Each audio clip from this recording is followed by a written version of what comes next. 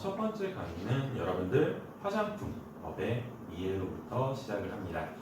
이 화장품법의 이해라고 하는 것은 크게 두 가지로 구성이 되어 있어요. 화장품법의 이해, 화장품법 자체를 이야기하는 과목 한 가지가 있고요.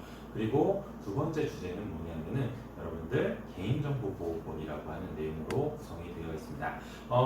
이러한 내용들 좀 더 세분화시켜서 보시게 되면 세부 내용들을 좀 보시게 되면은 화장품법의 이해 같은 경우는 입법 취지 그리고 화장품법의 정의 및 유형 그리고 화장품법의 유형별 특성 그리고 화장품법에 따른 영업 종류 화장품 품질 요소 화장품 사후관리 기준으로 구성이 되어 있고요.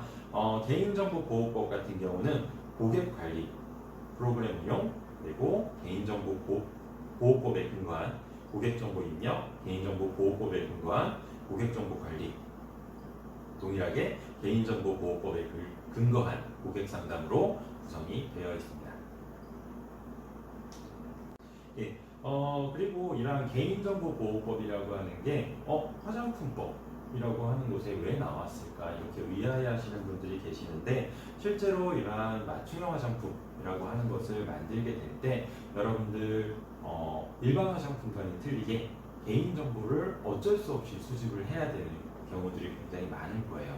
가장 대표적으로 예를 들어서 여러분들 피부를 측정하고 그 피부를 여러분들 적어놔야겠죠. 다음에 오셨을 때 그 피부에 맞게끔 저희가 진단을 해줘야 되고 그리고 이력이 어떻게 되는지를 확인해야 되고 이러한 거기 때문에 여러분들 개인정보보호법이라고 하는 것이 이 화장품법의 이해 여러분들 맞춤형 화장품을 제조할 때 꼭 필요한 내용으로 들어가 있다는 점을 알아두시면 좋을 것 같습니다.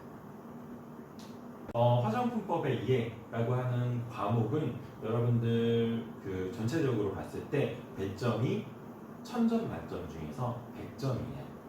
100점이라고 해서 굉장히 작은 점수라고 생각하실 수가 있는데 전혀 그렇지 않고요. 왜 그러냐면은 화장품법 자체가 좀 쉬운 과목 중에 하나예요. 4과목 중에서. 그래서 여러분들 여기에서 점수를 잘 맞아 놓으셔야지 다른 과목에서 좀 여유 있게 문제를 푸실 수가 있기 때문에 여러분들 꼭 점수를 잘 맞아 주시면 좋을 것 같고요. 이 중에서 7문제는 여러분들 객관식 그리고 3문제는 주관식으로 구성이 되어 있습니다. 각각 10점씩 해가지고 여러분들 총 100점 만점으로 구성이 되어 있다는 것을 좀 알아두시면 좋을 것 같습니다. 네, 바로 내용으로 들어가서 여러분들 강의 순서는 여러분들 제가 말씀드렸던 세부 내용이 있었죠. 화장품법에는 입법 취지라든지 이러한 것들이 쭉 나왔었고요. 그리고 개인정보보호법 같은 경우는 고객정보 입력, 고객정보 관리, 상담 이런 것들로 이렇게 나왔었어요. 그래서 그 순서대로 이렇게 진행을 하도록 할 예정이니까 그 순서를 좀 잘 알아두시면 좋을 것 같고요. 바로 이제 여러분들 화장품법에서 여러분들 화장품법의 입법 취지부터 설명을 드리도록 하겠습니다. 화장품법의 입법 취지 같은 경우는 여러분들 화장품법 조항 내에 입법 취지가 한 줄로 요약이 되어 있어요. 실제로는 가장 처음에 화장품법은 어떠한 목적을 갖는다라고 이렇게 한 줄로 요약이 되어 있는데 저는 이거를 두 개로 나눴어요. 왜 그러냐면 이제 여러분들이 한 문장으로 길게 외우시게 되면은 좀 암기하시는데 어려움이 있기 때문에 요거를 두 문장으로 나눠가지고 여러분들께 말씀을 드립니다. 뭐냐면은 크게 첫 번째 같은 경우는 화장품의 제조, 수입, 판매, 수출에 관한 사항을 규정하는 게 여러분들 화장품법이라고 보시면 될 것 같습니다. 그리고 두 번째 같은 경우는 뭐냐면은 국민보건 향상과 그리고 화장품 산업 발전에 이바지한다라는 그러한 내용이 여러분들 화장품법의 입법 취지라고 보시면 될 것 같아요. 원래는 이게 한 문장으로 붙어 있었어요. 예를 들어서 화장품 제조, 수입, 판매, 수출에 관한 사항을 규정함으로써 국민 향상과 화장품 산업 발전을 이바지한다라고 이렇게 길게 나와 있었는데 이거를 좀 두 개로 이렇게 나눠가지고 여러분들 외우시면은 나중에 이제 암기하실 때도 좀 도움이 되기 때문에 두 가지로 이렇게 나눠가지고 두 개로 나눠가지고 여러분들께 이렇게 말씀을 드리도록 하겠습니다. 어쨌든 이 두 가지 꼭 암기를 해두셔야 된다라고 보시면 될 것 같습니다. 네, 두 번째 나오는 거는 여러분들 화장품법의 정의 그리고 유형이라고 세부 내용이 나오고 있습니다.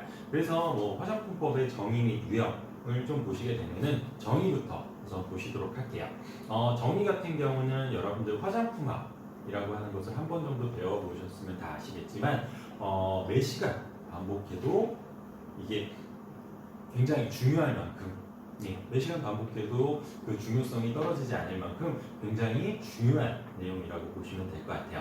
그래서 여러분들 뭐 전문 내용을 간단하게 이렇게 말씀드리면은 인체, 청결, 미와 매력을 더하고 용모를 밝게 변화시키거나 피부, 헤어의 건강을 유지하거나 아니면 증진시키기 위해서 여러분들 인체에 바르고 문지르거나 뿌리는 등의 유사한 방법을 사용하는 물품으로 인체 작용이 경미한 것을 말한다 라고 정의 내려져 있다라고 보시면 될 것 같아요. 네, 그래가지고 이렇게 통으로 암기하셔도 굉장히 좋긴 하겠지만 기본적으로 이 내용들이 조금 길죠. 그래서 좀 분리를 해서 여러분들이 암기하시기 좀 쉽게 말씀을 드리면 뭐냐면은 첫 번째로 인체 청결, 미와 매력을 더하고 매력을 더하고 용모를 밝게 변화시키거나 이 내용 같은 경우는 한마디로 미적 욕구, 화장품의 미적 욕구에 해당되는 부분이라고 보시면 될 것 같습니다. 그리고 두 번째 같은 경우는 피부 모발, 건강 유지 또는 증진시키기 위해서 인체에 사용하는 것들이라고 이렇게 얘기가 나와요. 그거 같은 경우는 여러분들 화장품의 피부 유지 또는 개선까지는 아니더라도 증진 효과를 내기 위한 이런 보호 효과 정도라고 생각을 해주시면 될 것 같아요. 그래서 크게 이 화장품법 안에는 화장품이 어떠한 거다라는 거를 어떻게 정의 내리고 있냐면은 미적 욕구를 가지고 있고 두 번째로는 건강, 그러니까 피부나 모발의 건강 유지 목적을 가지고 있다. 두 가지 목적을 가지고 있다라고 이야기하고 있습니다. 그리고 뭐 인체에 바르고 문지르고 뭐 이러한 것들 같은 경우는 어떻게 사용하는지에 대한 이야기라고 보시면 될 것 같고요. 그리고 마지막으로 인체의 작용이 경미한 것이다라고 얘기하게 되는데 이 부분을 여러분들은 잘 외워두셔야 돼요. 왜 그러냐면은 인체 작용이 경미하지 않은 것, 경미한 것 이러면은 사람들이 좀 안 좋은 거다라고 이렇게 생각을 해가지고 틀렸다라고 많이 판단을 하게 되는데 실제로는 틀리진 않고요. 여기에서 보시는 것처럼 경미한 것이다 라고 하는 거는 인체 작용이 치료 목적이 아니다 라는 의미랑 동일하다고 보시면 될 것 같습니다. 왜 그러냐면은 이러한 그 화장품법이라고 하는 것 자체가 약사법에서 출발이 돼서 화장품법으로 분리가 됐기 때문에 이 의약품이랑 분류를 해야 됐었다라고 보시면 될 것 같아요. 그래서 의약품 같은 경우는 인체 작용이 경미하지 않은 것, 그리고 화장품 같은 경우는 인체 작용이 경미한 것으로 분류가 되어 있기 때문에 그 경미한 것 같은 경우는 의약품이랑 구분을 하기 위해서다라고 알아주시면은 쉽게 좀 외우실 수가 있을 것 같아요. 미적 욕구, 그리고 두 번째로는 보호 효과, 그리고 세 번째로는 의약품과 구분을 하기 위해서 경미한 것, 이렇게 세 가지 포인트로 알아두시면은 여러분들이 쉽게 화장품의 정의에 대해서 아실 수가 있을 것 같습니다. 화장품법을 이제 본격적으로 좀 다루기에 앞서서 여러분들 화장품법이라고 하는 거 여러분들 실제로 전문을 보시면 아시겠지만 가장 처음에 여러분들 화장품법에서 사용되는 용어들에 대한 정의가 나와요.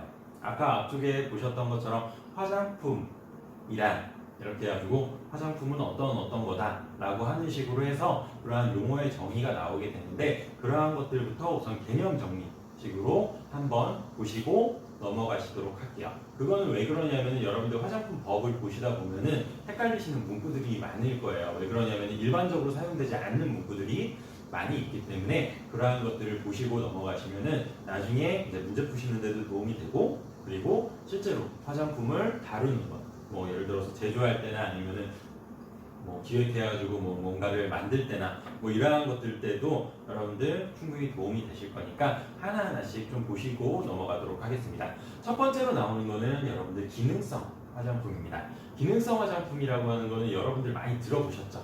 기능이 있는 화장품이에요. 단순하게 보시면은.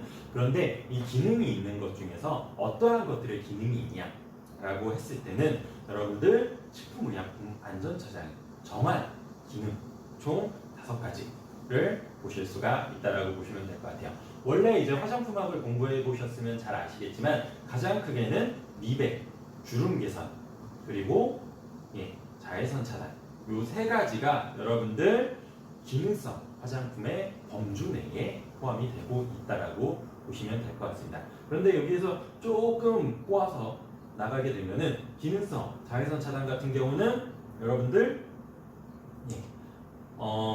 내가 이제 그 자외선 차단, 햇빛을 아예 가리는 것도 물론 중요하긴 하지만 이렇게 햇빛이 들어와서 피부가 곱게 타는 거, 선텐 제품이죠. 우리나라에는 많이 없어요. 우리나라에는 많이 없기는 없지만 어찌됐든 간에 태닝 제품들 있죠. 발라가지고 까매지는 거 말고 태닝 제품들 같은 경우가 여러분들 이 자외선 차단 제품에 들어간다라고 보시면 될 것 같고요. 그리고 그 외에 이제 추가된 것들이 있어요. 이 3가지 외에 3가지 외에 추가된 것들이 있는데 가장 대표적으로 첫 번째는 뭐냐면은 모발 색상의 색상을 변경하는 제품들. 여러분들 뭐 블리치나 아니면은 염색약이나 뭐 이러한 것들 있죠. 그러한 것들이 여러분들 기능성 화장품에 포함이 최근에 됐어요. 그래서 그러한 것들을 알아주시면 좋을 것 같고, 그리고 피부 또는 모발의 기능 악화로 건조함, 갈라짐, 빠짐, 각질화 등의 각질화 등을 방지하거나 개선하는 거, 치료하는 거 아니고요. 방지하거나 개선하는 거.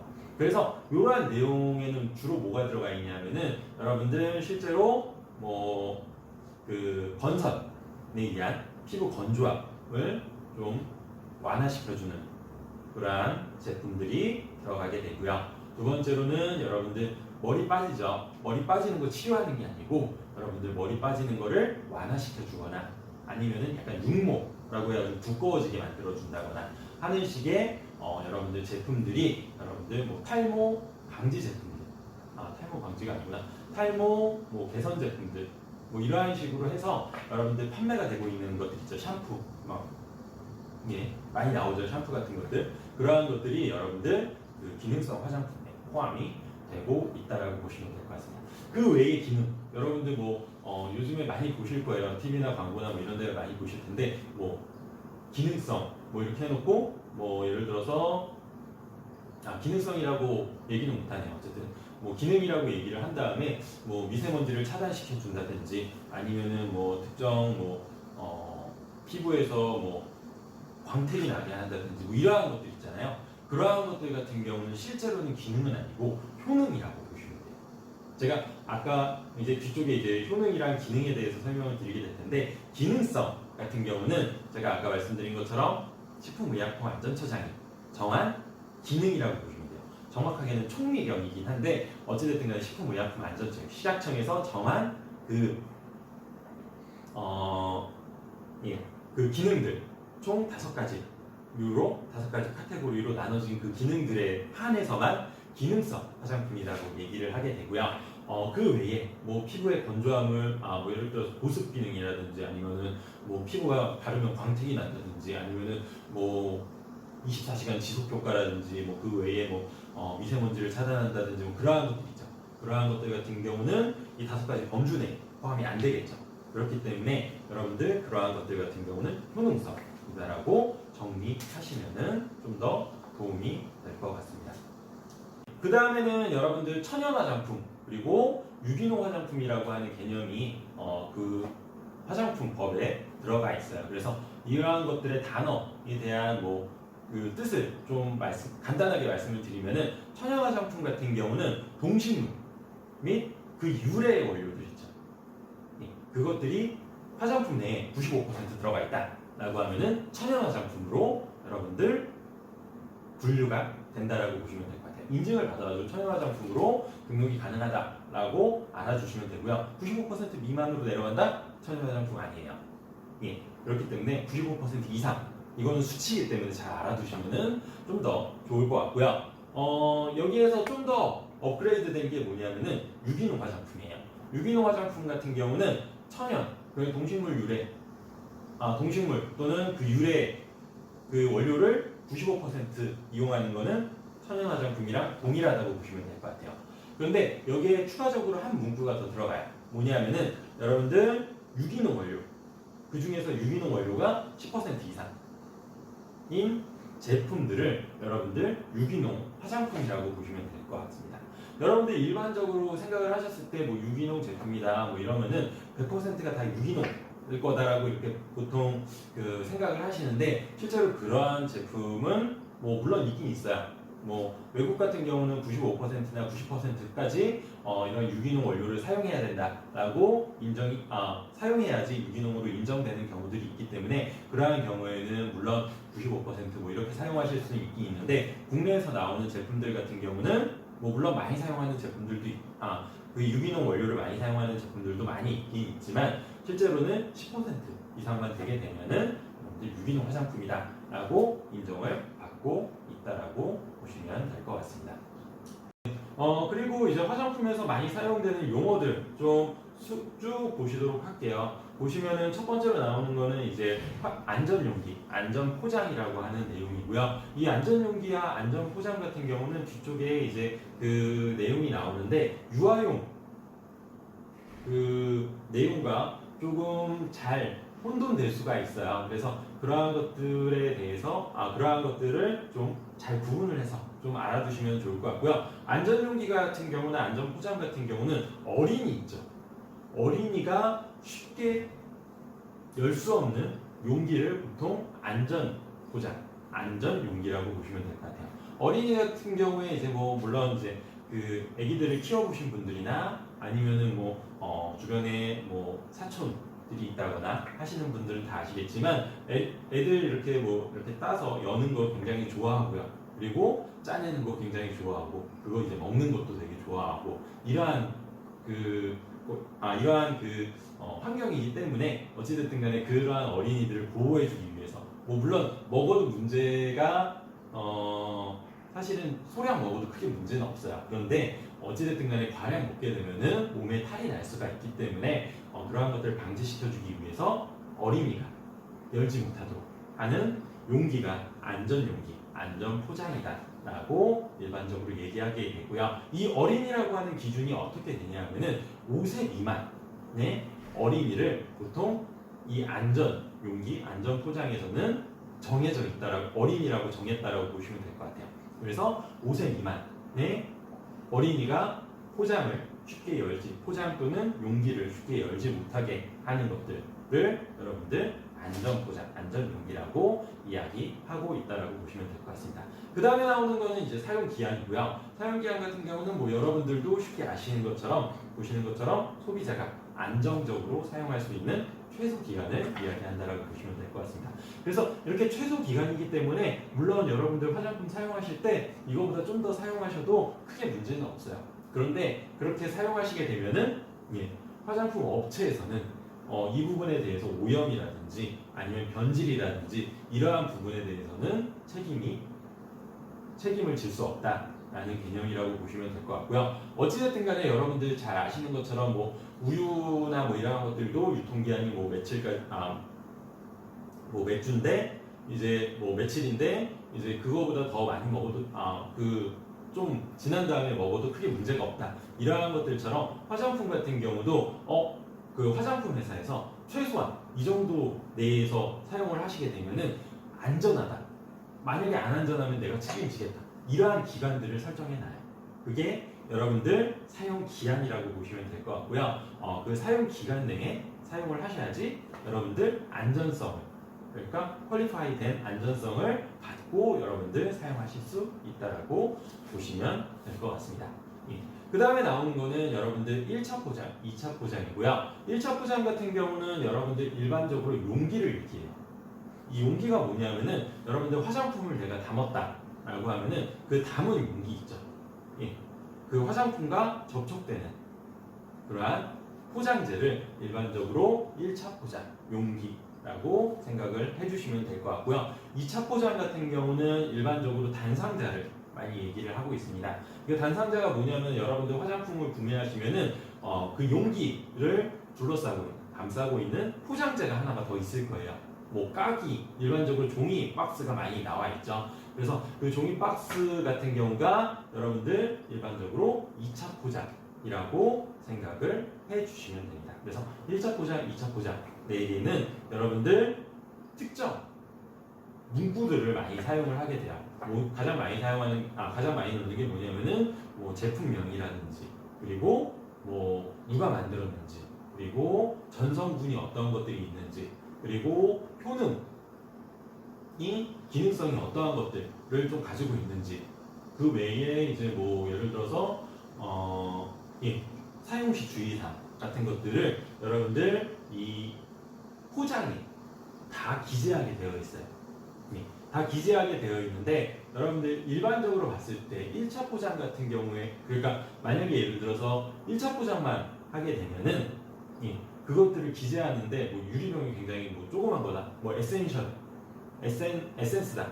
굉장히 조그만 에센스다 컨센트레이터다 뭐 이러면은 거기다가 이렇게 쓰기가 굉장히 힘들겠죠. 매니큐어 뭐 이런 것들 쓰기가 힘들겠죠. 그래서 그것들을 2차 포장에 넣어주기 위해서 여러분들 실제로는 2차 포장을 한다라고 보시면 될 것 같고요. 이 2차 포장 같은 경우는 뭐 그 외에 다른 그 역할도 있어요. 뭐냐면은 내용물, 용기 자체 1차 포장을 보호해주는 그런 역할도 하기 때문에 여러분들 1차 포장, 2차 포장을 한다라고 보시면 될 것 같고 거기에 추가적으로 그 화장품의 그 정보를 입력해주는 것들을 표시라고 얘기한다라고 보시면 될 것 같고 그 표시를 하는 것 같은 경우 내용 같은 경우는 여러분들 그 화장품법에 정해져 있는 내용들을 여러분들 삽입해서 넣어준다라고 보시면 될 것 같습니다. 이 내용 같은 경우는 제가 맨 마지막 쪽에 여러분들 맞춤형 화장품에서도 이러한 표시를 해야 되거든요. 이러한 표시를 할 때 기존의 일반 화장품 같은 경우는 어떤 표시가 해야 되고 맞춤형 화장품에서는 어떤 표시를 해야 된다라는 것을 비교해서 보여드릴 거예요. 그래서 그때 이제 좀 자세하게 보시면 될 것 같고 여기에서는 표시라고 하는 거는 화장품에 써야 되는 문구들 있죠. 써야 되는 뭐 상품명이라든지 누가 만들었는지 전성분이라든지 뭐 이러한 것들을 넣는 행위 자체를 표시라고 한다는 것만 알아주시면 좋을 것 같습니다. 그리고 마지막으로 이제 광고라고 하는 것이 있어요. 광고라고 하는 거는 뭐 여러분들 잘 아시는 것처럼 텔레비전, 신문, 그리고 뭐 요즘에는 인터넷도 많죠. 이러한 것들을 통해 가지고 아무래도 내 제품에 어떠한 효능이 있다라든지 어떠한 그 장점이 있다라든지 뭐 이러한 것들을 설명하는 게 여러분들 광고라고 보시면 될 것 같습니다. 그래서 이러한 것들을 통해서 어찌됐든 간에 뭐 판매를 촉진을 시키겠죠. 그런데 여기 화장품법에서 광고라고 하는 것이 나온 이유는 왜 그러냐면은 이 광고라고 하는 것을 할 때 내가 사용하는 문구들 있죠. 이거 기능성이 있다. 이런 거 문구 하나를 사용하기 위해서 거기에 따른 필요 조건이 있어요. 뭐 예를 들어서 기능성을 좀 보여주고 싶다, 효능성을 보여주고 싶다라고 하면은 요즘에 광고 실증제라고 해가지고 홈쇼핑이나 뭐 이런 데 보시게 되면은 내가 이러한 주름 개선 효능이 있어요 라고 하고 과학적인 데이터를 옆에서 같이 보여줘요. 어디 논문에 나왔다더라 아니면은 어떠한 그 임상 실험을 했는데 실제로 개선이 뭐 몇 % 됐다더라 이러한 것들을 같이 보여주게 되는데 그러한 것들을 제한해주기 위해서 광고라고 하는 용어가 화장품법에 들어가 있다라고 보시면 될 것 같습니다. 그래서 여기까지 해가지고 우선은 이제 단어에 대해서 설명을 드렸고요. 그 외에 이제 좀 그 다양한 이제 화장품법에 대해서 좀 더 심도 있게 하나하나 그 세부 내용에 따라서 하나하나 공부해 나가도록 하겠습니다. 네, 화장품 정의에 이어서 나오는 내용은 여러분들 화장품, 유형, 그리고 유형별 특성이라고 되어 있는 부분이 있습니다. 그래서 이 유형을 우선 보시게 되면은 여러분들 뭐 보시면 아시겠지만 10개, 15개 정도 이렇게 나눠져 있다라고 보시면 될 것 같고요. 지금 여기에서 보시는 것처럼 뭐 영유아용, 그리고 목욕용, 인체 세정용, 눈 화장용 이러한 식으로 여러분들 외우실 필요 없이 그냥 이거는 어떤 화장품이다. 뭐 예를 들어서 뭐 아이브로우 같은 경우에는 뭐 예를 들어서 색조 화장품 뭐 이런 식으로 쉽게 아실 수 있고 쉽게 구분하실 수가 있는 내용이라고 보시면 될 것 같아요. 그래서 제가 뭐 따로 이 부분에 대해서 자세하게 설명드리지는 않고요. 여러분들이 외우시다가 조금 뭐 굳이 외우실 필요는 없는데 어쨌든 이렇게 공부하시다가 조금 혼돈이 되실 수 있는 부분 그러한 부분을 좀 찝어가지고 제가 설명을 드리려고 하고 있습니다. 예, 그래서 그 부분을 좀 보시게 되면은 첫 번째로는 영유아용 화장품입니다. 이 영유아용 화장품 같은 경우는 뭐 들어보시면은 그러면은 영유아가 쓰는 모든 화장품들을 다 영유아 화장품이다 라고 생각을 하실 수가 있겠죠. 예. 그러면은 뭐 예를 들어서 영유아가 사용하는 기초 화장품이다 라고 하면은 기초 화장품에 해당될까요? 아니면은 영유아 화장품에 해당될까요? 이렇게 얘기가 나오게 되면은 그때부터 조금씩 헷갈리기 시작하세요. 그러면 영유아라고 하는 거는 과연 몇 세부터 영유아일까요? 예, 이런 것들을 여러분들이 좀 외워주셔야 된다고 보시면 될 것 같아요. 뭐냐면은 기본적으로 영유아가 사용하는 모든 화장품은 영유아 화장품으로 구분이 되고 있습니다. 기초 화장품, 목욕용, 인체 세정용 다 상관없어요. 무조건 영유아가 사용하면 영유아 화장품이다라고 보시면 될 것 같고요. 이런 영유아가 사용하는 화장품이다라고 했는데 그럼 영유아는 어떤 기준을 가지고 있느냐? 어떤 기준이냐면은 무조건 3세 이하라고 보시면 될 것 같습니다. 이 3세 이하라고 제가 말씀을 드리긴 하는데 우선 여기에서는 3세 이하예요. 영유아가. 네. 그리고 다른 곳에서 이제 뭐 아동, 뭐 청소년, 뭐 이러한 것들이 나오게 되는데 그러한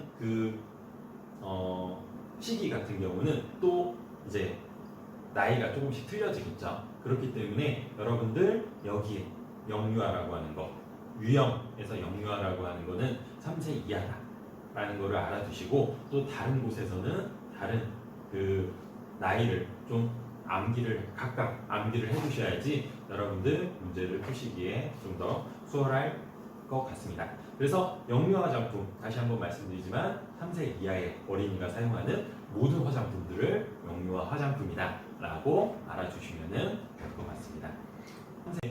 그 다음에는 이제 여러분들이 좀 헷갈리실 수가 있는 게 인체 세정용 화장품 그리고 인체 세정용 화장품을 기준으로 해서 위에 있는 목욕용 화장품이라든지 그 다음에 여러분들 기초 화장품 그리고 추가적으로 뭐가 있을까요? 두발용 화장품 이러한 것들이 헷갈리실 수가 있는데 왜 헷갈리시는지 제가 간단하게 말씀을 드릴게요. 기본적으로 인체 세정용 화장품 여러분들 혹시 폼 클렌저 같은 경우는 제가 아까 말씀드린 인체 세정용, 목욕용, 그리고 기초, 그리고 그 다음에 두발용 이 중에서 어느 쪽에 해당이 될까요? 폼 클렌저 같은 경우는 일반적으로 여러분들 인체 세정용이 포함이 되어 있다고 보시면 될 것 같아요. 그러면은 폼 클렌저는 그렇다고 치고 여러분들 샴푸 같은 경우는 어디에 포함이 되어 있을까요? 인체 세정용, 목욕용, 두발용, 그리고 기초 화장품. 사실 여기에서 좀 헷갈리실 수 있는 게 인체 세정용과 두발용 여기에서 뭐 목욕용도 헷갈리실 수는 있는데 어쨌든 이 두 가지에서 많이 헷갈리실 수 있을 거예요. 그런데 정확하게 이제 뭐 결론적으로 말씀을 드리자고 하면은 샴푸, 린스 같은 경우는 두발용이에요. 포함이 되어 있다라고 보시면 될 것 같아요. 예. 제가 클렌저를 이렇게 예. 그래서 이러한 것들처럼 이제 굉장히 혼돈되는 것이 있어가지고 그 부분을 좀 짚어드리려고 이야기를 하고 있습니다. 목욕용 같은 경우는 여기에서 나오는 목욕용 같은 경우는 여러분들 기본적으로 진짜 목욕에만 사용하는 거. 어떤 게 있냐면은 여러분들 그 특정 L 회사에 가게 되면은 여기 뛰는 회사 러쉬라고 하는 회사에 가게 되면은 거기에 바스바 같은 거 있죠. 그리고 뭐 입욕제 같은 것들이 굉장히 많아요. 그러한 것들을 일반적으로 여러분들 목욕용으로 분류를 하고 있습니다. 그리고 인체 세정용 같은 경우는 여러분들 클렌저 계열 중에서 예, 저희가 일반적으로 이제 화장품학을 한 번 정도 배우셨다라고 하면은 기초 화장품에서 폼 클렌저, 비누 이러한 것들을 다 배워요. 그러다 보니까 화장품학을 배우셨던 분들이 더 헷갈리실 수가 있는데 실제로 폼 클렌저, 비누 그리고 이렇게 그 계면활성제를 이용해가지고 여러분들 얼굴을 세안하거나 몸을 세안하거나 하는 것들 있죠. 그러한 것들 같은 경우는 인체 세정용이라고 보시면 될 것 같아요. 그러면은 기초 화장품에는 어떠한 것들이 들어가 있느냐라고 하게 되면은 여러분들 메이크업 지울 때 메이크업 리무버들 있죠. 가장 대표적으로 여러분들 오일, 메이크업 오일, 그 리무버 오일 그리고 뭐 리무버 크림이라든지 리무버 티슈라든지 뭐 이러한 것들 있죠. 그러한 것들 같은 경우는 기초 화장품에 들어간다라고 보시면 될 것 같아요.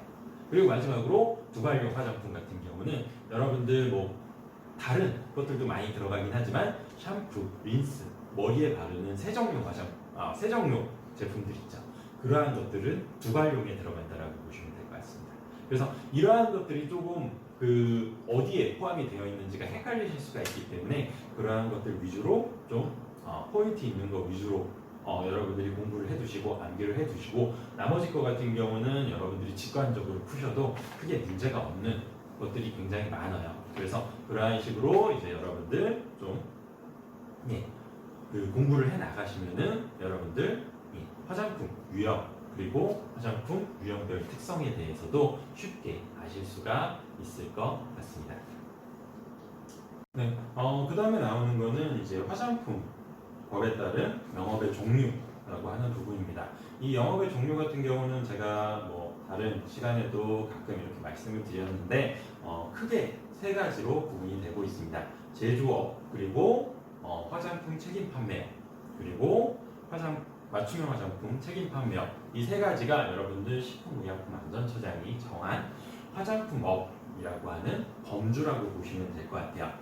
일반적으로 여기에서 보시는 것처럼 제조업 같은 경우는 여러분들 화장품을 직접 제조하려는 자 그리고 제조를 위탁받아서 이제 뭐 위탁받아서 제조하는 경우 그리고 화장품 포장을 담당하는 경우 이러한 것들을 일반적으로 화장품 제조업이다라고 이야기하고 있다라고 보시면 될 것 같아요.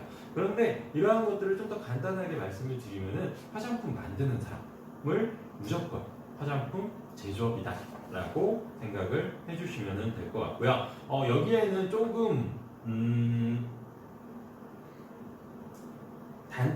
약점이 있어요. 조금 이제 그 암기하실 때 좀 더 외워주셔야 되는 게 뭐냐면은 화장품 책임 판매업자 있죠.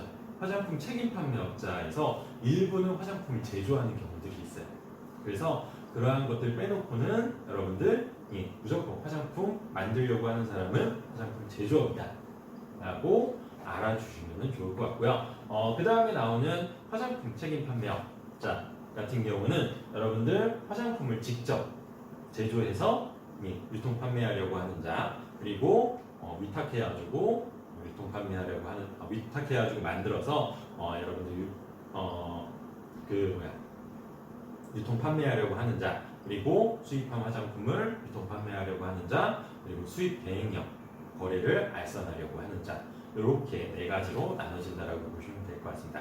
한마디로 화장품을 제조하거나 아니면은 수입해가지고 판매하려고 하는 자를 여러분들 화장품 책임 판매업자라고 이야기하고 있고요. 화장품 책임 판매업이라고 이야기하고 있습니다. 그리고 마지막으로 나오는 게 이제 맞춤형 화장품이에요. 여러분들 어찌됐든 간에 이 수업에서 나오는 내용 이라고 보시면 될 것 같고요. 맞춤형 화장품이라고 하는 거는 뭐냐면은 크게 두 가지로 나눠질 수가 있다라고 보시면 될 것 같아요. 뭐냐면은 소분해서 판매를 하는 것과 그리고 두 번째로는 혼합을 하는데 이 혼합을 좀 더 세부적으로 보시게 되면은 화장품끼리의 혼합 그리고 화장품과 원료 간의 혼합이라고 보시면 될 것 같습니다. 그래서 이러한 것들을 하는 사람들 같은 경우를 여러분들 맞춤형 화장품 판매업이다라고 해가지고 총 세 가지의 여러분들 화장품법에 따른 영업의 종류가 만들어지고 있다라고 보시면 될 것 같아요. 그 이외에 뭐 예를 들어서 화장품업이다. 뭐 예를 들어서 화장품 유통 판매하시는 분들, 뭐 올리브영이나 왓슨스 이런 데 같은 경우는 실제로 화장품업은 아니에요. 화장품업은 아니고 유통업이라고 생각하시면 될 것 같고요. 뭐 예를 들어서 화장품을 수출하는데 내 이름으로 수출하는 것이 아니고 그냥 다른 사람들이 만든 거 보따리상들 있죠. 뭐 예를 들어서 중국으로 이렇게 보따리상 하는데 그걸 화장품업으로 이야기를 할 거냐라고 하실 수는 없고요. 실제로는 그러한 것들은 뭐 예를 들어서 수출업자, 수입업자 이러한 식으로 구분이 된다라고 보시면 될 것 같습니다. 어찌됐든 간에 화장품업 같은 경우는 크게 세 가지 제조업, 화장품 제조업 그리고 화장품 책임 판매업 그리고 화장품 맞춤형 화장품 판매업 이 세 가지로 나눠진다라고 보시면 되고요. 제조업 같은 경우는 다시 요점을 말씀드리면은 만드는 사람, 책임 판매업 같은 경우는 제조 또는 수입을 해서 판매하는 사람 그리고 맞춤형 화장품 같은 경우는 소분, 첨가를 해서 판매하는 사람 이렇게 나눠질 수 있다라고 보시면 될 것 같습니다. 네, 여러분들 그 앞에서 보신 것과 같이 세 가지의 여러분들 화장품업의 유형에 대해서 보셨을 겁니다. 실제로 이러한 것들을 좀 자세하게 뭐 다른 시간에서 제가 말씀을 드렸을 수 있는데 뭐 필요한 내용이니까 좀 더 구체적으로 자세하게 이렇게 말씀을 드린다라고 하면은 첫 번째로 보여드렸던 화장품 제조업 같은 경우는 뭐 전에 이제 말씀드린 것처럼 화장품을 전부 또는 일부를 제조하는 여러분들 제조업에 포함이 된다라고 보시면 될 것 같고요. 이러한 화장품을 만들어가지고 판매는 할 수는 없어요. 뭐 위탁을 받아서 여러분들 제조를 하거나 아니면은 위탁을 받아서 제조를 하거나 아니면 그 업장 자체가 화장품 책임 판매업이라고 하는 것을 같이 갖고 있다라고 했을 때만 판매가 가능하다라고 보시면 그러한 것들만 판매가 가능하다. 직접적인 판매가 가능하고 위탁업자한테 위탁을 한 업자에게만 판매가 가능하다. 그 위탁을 한 사람 같은 경우는 여러분들 책임 판매업자여야만 가능한 구조를 가지고 있다라고 보시면 될 것 같습니다. 그래서 여러분들 이 책임 판매업, 화장품 제조업 같은 경우는 여러분들 여기에서 보시는 것처럼 제조하는 업체, 판매는 책임 판매업을 통해서만 판매할 수 있다. 이렇게 알아주시면은 좀 더 도움이 될 것 같고요. 이러한 그 제조업을 하기 위해서는 여러분들 제조업 등록을 해야 된다라고 보시면 될 것 같아요. 이 제조업 등록이라고 하는 거는 제가 이따가 이제 제조업 등록 또는 신청 뭐 이러한 것들의 차이점을 좀 말씀을 드리긴 할 텐데 기본적으로 등록이라고 하는 거는 어찌됐든 간에 식품의약 만전처에다가 내가 화장품업을 한다라는 거를 이야기하고 허가를 받아야 된다는 이야기라고 보시면 될 것 같아요. 예.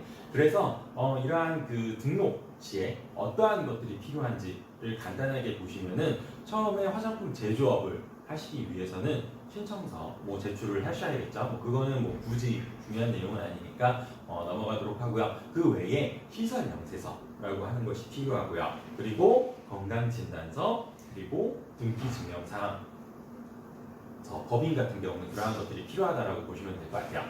이러한 것들이 뭐 왜 필요하냐면은 중요한 거는 이제 시설 명세서랑 건강 진단서인데 건강 진단서 같은 경우는 여러분들 기본적으로 이 화장품업을 하는 대표자가 있어서는 안 되는 질환들이 있어요. 그 질환들이 없다라는 것을 입증하기 위해서 건강증명서라고 하는 것을 첨부하게 되어 있고요. 시설명세서 같은 경우는 뭐냐면은 적어도 이러한 제조업을 하기 위해서는 화장품 제조업을 하기 위해서는 여러분들 특정 시설들이 있어야 되고 그 시설들이 여러분들 봤을 때 뭐 오염이 되지 않는 그러한 구조를 가지고 있다든지 아니면은 적합한 시설을 가지고 있다라든지 하는 것들을 입증해 줘야 되기 때문에 시설 명세서라고 하는 것을 여러분들 첨부해서 넣어준다라고 등록할 때 첨부해서 등록한다라고 보시면 될 것 같습니다. 네. 그래서 그러한 것들을 좀 보시도록 그러한 것들이 실제로 필요하다는 것을 좀 알아두시면 좋을 것 같고요. 여러분들 제가 아까 건강진단서라고 하는 것을 이렇게 필요하다라고 말씀을 드렸는데 그 건강진단서에 어떠한 내용이 들어가야 되는지를 우선 간단하게 보시도록 하겠습니다.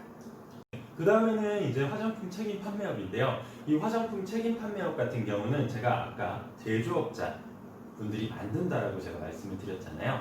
그런데 이 제조업자들이 만든 것을 판매하는 것들이 여러분들 지금 보시는 화장품 책임 판매업이라고 보시면 될 것 같아요. 그래서 이 화장품 책임 판매업 같은 경우는 어찌됐든 간에 무조건 파는 거예요.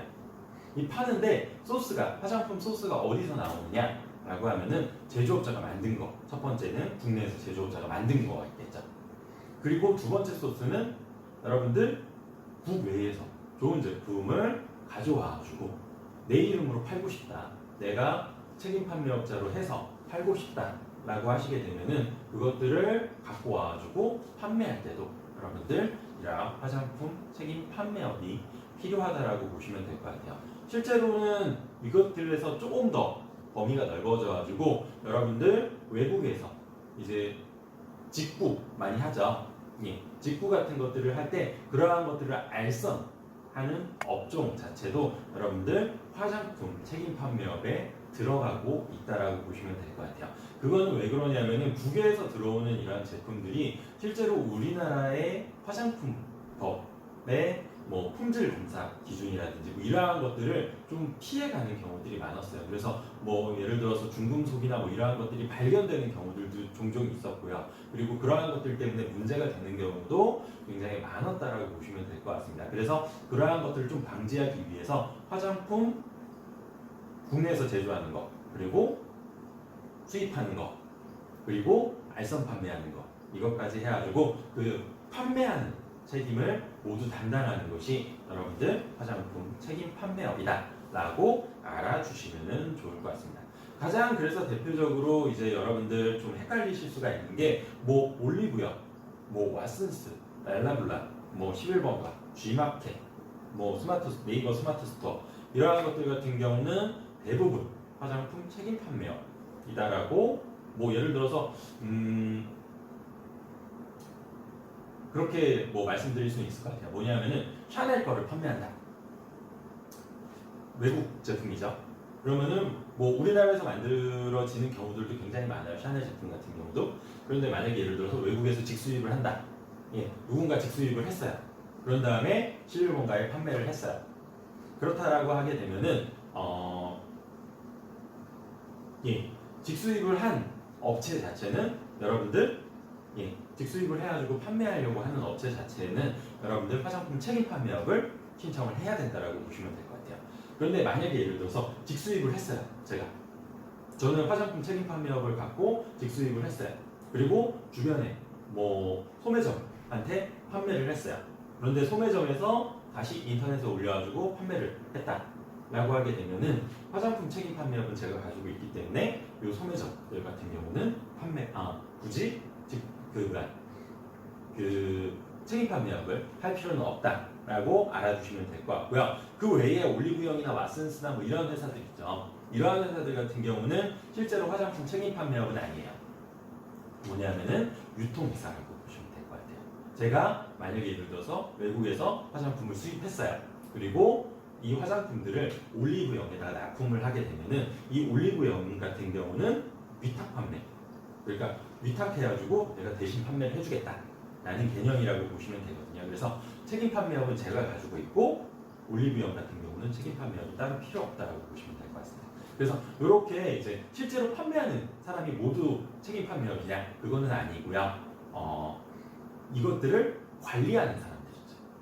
실제로 화장품이 들어왔을 때 아니면은 내가 제조업자에게 화장품을 맡겨가지고 제조를 했을 때 그러한 화장품의 품질이라든지 아니면 화장품의 뭐 상태 이러한 것들을 관리하는 그러한 사람들이 화장품 책임 판매업자다라고 알아주시면 좋을 것 같습니다. 이런 화장품 책임 판매업자 같은 경우도 여러분들 제가 아까 말씀드린 것처럼 등록을 해야 돼요. 등록을 해야 되는데 이 등록 같은 경우도 좀 그 등록 때 필요한 그러한 그 포인트가 몇 개가 있어요. 그래서 그 포인트만 좀 알아보시고 넘어가시도록 하겠습니다. 건강진단서에는 크게 두 가지가 들어가야 된다고 보시면 될 것 같아요. 첫 번째로는 정신질환자가 아닌 자인가, 정신질환자가 있는 사람인지 아닌 사람인지를 판별하는 문구. 그리고 두 번째로는 여러분들 마약 중독자가 맞는지 안 맞는지를 확인하는 문구. 이 두 가지가 들어가야 된다라고 보시면 될 것 같습니다. 그래서 그러한 것들을 통해서 여러분들 실제로 그것들이 왜 필요하냐면은 실제로 이러한 마약 중독자나 아니면은 정신질환자가 이러한 그 화장품 업체를 제조업을 운영하게 되게 되면은 그 안에 이게 화학 물질 회사이기 때문에 궁극적으로 그냥 분류상으로 봤을 때는 화학 물질 회사이기 때문에 실제로 정신질환자나 마약 중독자가 운영을 했을 경우에 좀 잘못 운영이 되는 경우들이 있다라고 생각을 하시면 될 것 같아요. 그래서 그러한 것들을 좀 방지해주기 위해서 정신질환자나 마약 중독자를 여러분들 운영하지 못한다라고 이렇게 정의 내려져 있다라고 보시면 될 것 같고요. 그 외에 이제 뭐 대표자가 가져야 될 대표자가 갖지 말아야 될 결격 사항들을 보시게 되면은 첫 번째 뭐 제가 아까 말씀드린 것처럼 정신질환자, 두 번째로는 뭐냐면은 마약 중독자 같은 경우는 제외 된다라고 말씀을 드렸죠. 그리고 세 번째로는 피성년 후견인 또는 파산 선고를 받은 자 같은 경우는 파산 선고를 받고 복원되지 않는 자 같은 경우는 여러분들 모든 이러한 경제 활동 자체가 조금 제한이 될 수밖에 없어요. 피성년 후견인이나 파산 선고 받은 자 같은 경우는 제한이 될 수밖에 없기 때문에 이러하신 분들도 여러분들 화장품 제조업이라고 하는 부분에서 결격 사유다라고 알아주시면 될 것 같고요. 그 다음에는 이제 뭐가 있냐면은 화장품법 또는 보건법 있죠. 그 보건법을 위반해가지고 여러분들 형을 살거나 뭐 이런 형을 살고 끝났으면 괜찮은데 형을 살기 전 그러니까 이제 법원에서 싸움을 하고 있다든지 아니면은 형을 살고 있다든지 할 때는 여러분들 화장품 제조업을 못한다라고 이렇게 규정이 내려져 있고요.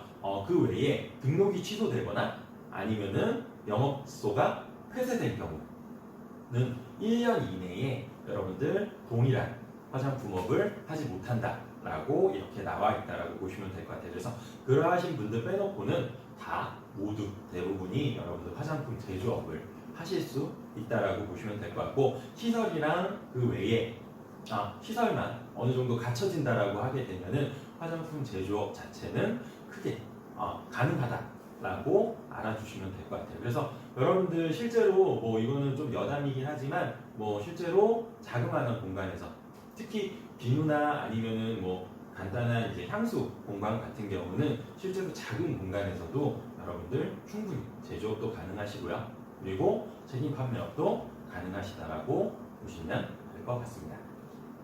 우선 그 등록 시 필요한 서류들을 보시게 되면은 뭐 신청서 물론 들어가고요. 그 외에 이제 보시면은 뭐 품질 관리 및 책임 관리 후 안전 관리에 적합한 규정을 좀 추가적으로 요구를 하고 있고요. 그리고 책임 판매 관리자라고 하는 것을 두어가지고 그 책임 판매자의 자격이 맞는지 안 맞는지를 보는 것.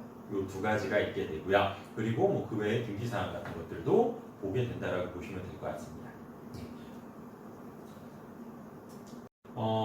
여기에서 보셨을 때 좀 중요한 내용은 뭐냐면은 책임 판매 관리자라고 하는 것이 들어가게 되는데 이 책임 판매 관리자 같은 경우는 상대적으로 이제 그 책임 판매업자 같은 경우는 제조업과는 틀리게 이 그 안전 관리라고 하는 것이 이 책임 판매업자 안에 들어가 있다라고 보시면 될 것 같아요. 내가 이 화장품에 대해서 안전에 대한 관리를 해야 된다라는 것이 들어가 있기 때문에 제가 아까 말씀드린 것처럼 그 매뉴얼, 그 규정서라고 하는 것들 두 가지가 있었죠. 그 두 가지도 여러분들 제출을 해줘야 되고요. 어떻게 내가 안전 관리를 할 것이냐, 품질 관리를 할 것이냐, 이러한 것들에 대한 매뉴얼이라고 보시면 될 것 같고, 그러한 것들이 같이 첨부가 돼야지 등록이 가능하다라고 알아두시면 될 것 같고요. 그 외에 책임 판매업자, 책임 판매 관리자, 예, 가 들어가게 되는데, 이 책임 판매 관리자 같은 경우는 화장품의 모든 안전 또는 뭐 유효성 이러한 것들을 관리하는 사람이라고 보시면 될 것 같아요. 내가 이러한 것들을 확인하고 실제로 있는지 없는지 확인하고 이러한 것들을 판매할 때 뭐 문제가 안 되게끔 판매하는 사람을 책임 판매 관리자라고 보시면 될 것 같습니다. 물론 대표는 또 따로 있긴 하지만 여러분들 모든 책임 판매업 같은 경우는 책임 판매 관리자를 도와주고 여러분들 이러한 것들을 관리하게 해준다라고 생각을 해주시면 될 것 같고요. 화장품 법에는 사실 이러한 그 화장품업 자체의 좀 부흥을 위해서 사실은 이제 많은 회사들이 만들어지게 하기 위해서 여러분들 1인 회사도 가능하게 만들었어요. 그런데 제가 방금 말씀드린 것처럼 대표가 있고 화장품 품질 관리하는 사람이 따로 있어야 된다라고 하게 되면은 1인 회사가 힘들겠죠.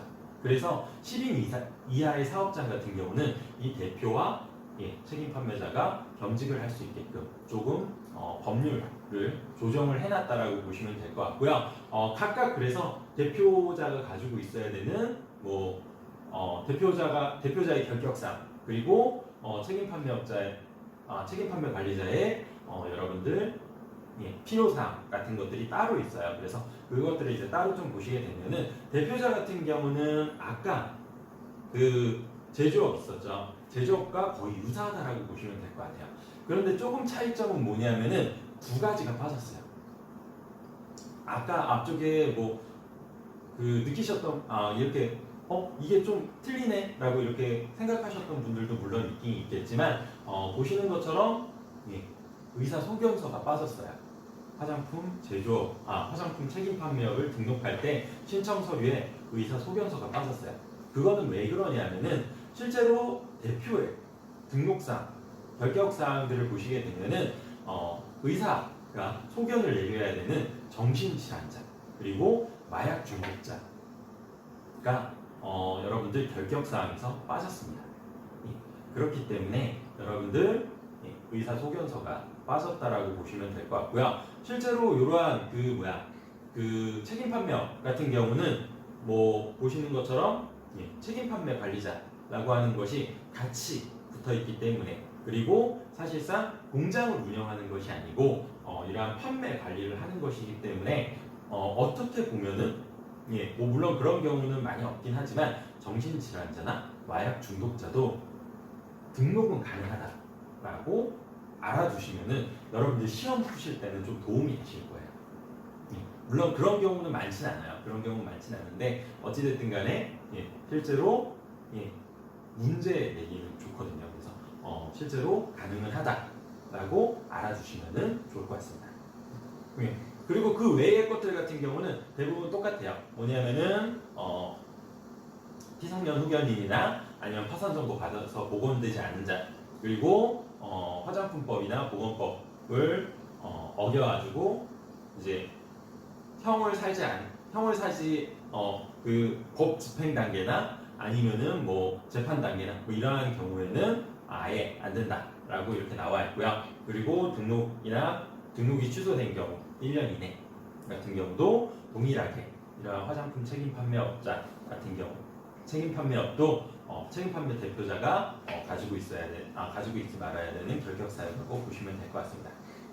그 다음에 이제 여러분들 화장품 책임 판매 관리자라고 하는 것이 있었죠. 그 책임 판매 관리자의 여러분들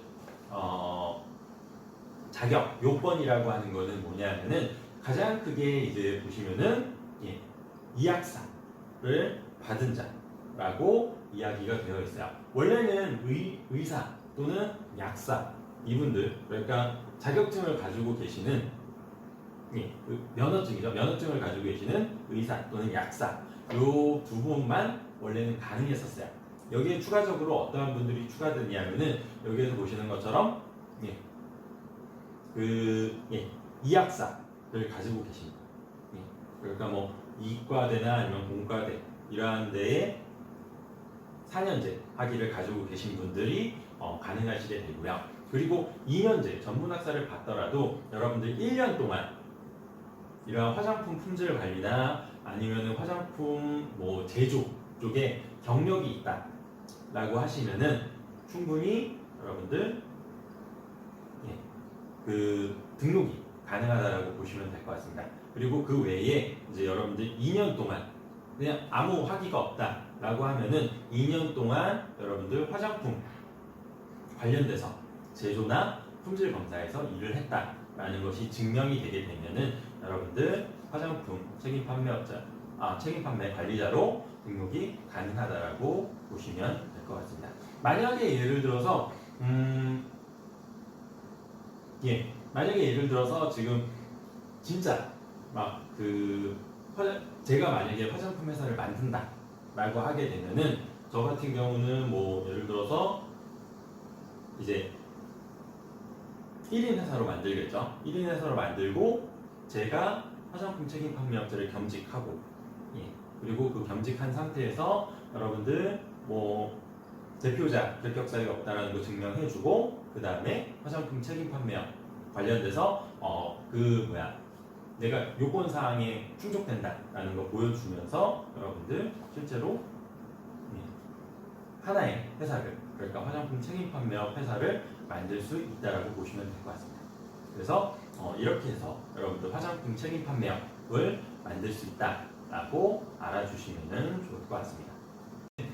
그리고 마지막으로 이제 나왔던 거는 여러분들 맞춤형 화장품이에요. 맞춤형 화장품 같은 경우는 제가 아까 말씀드린 것처럼 소분해서 판매를 하거나 아니면은 혼합, 그러니까 화장품과 화장품을 혼합을 하거나 화장품과 원료, 식품의약품안전처장이 정한 원료를 혼합하는 경우가 여러분들 맞춤형 화장품 범주에 들어가 있다라고 보시면 될 것 같고요. 어떠한 사람들이 여러분들 이러한 맞춤형 화장품이 가능한지 같은 경우는 간단해요. 뭐냐면은 맞춤형 화장품 조제관리사라고 하는 것을 가지고 있는 사람이 여러분들 하나의 업장을 만들 수 있다라고 보시면 될 것 같고요. 그 외의 서류들, 뭐 이러한 것들 같은 경우는 제가 뒤쪽에 맞춤형 화장품 설명을 드릴 때 같이 한번 설명을 드리도록 할게요. 그런데 차이점이 있어요. 앞쪽에 나왔던 화장품 판매업과 화장품 제조업 그리고 화장품 책임 판매업과 요 화장품 지금 나온 맞춤형 화장품 판매업 같은 경우는 크게 큰 차이가 있게 되는데 뭐가 차이냐면은 여러분들 제조업 그리고 화장품 책임 판매업 같은 경우는 등록을 해야 돼요. 그리고 맞춤형 화장품이라고 하는 거는 신고를 해야 된다라고 보시면 될 것 같아요.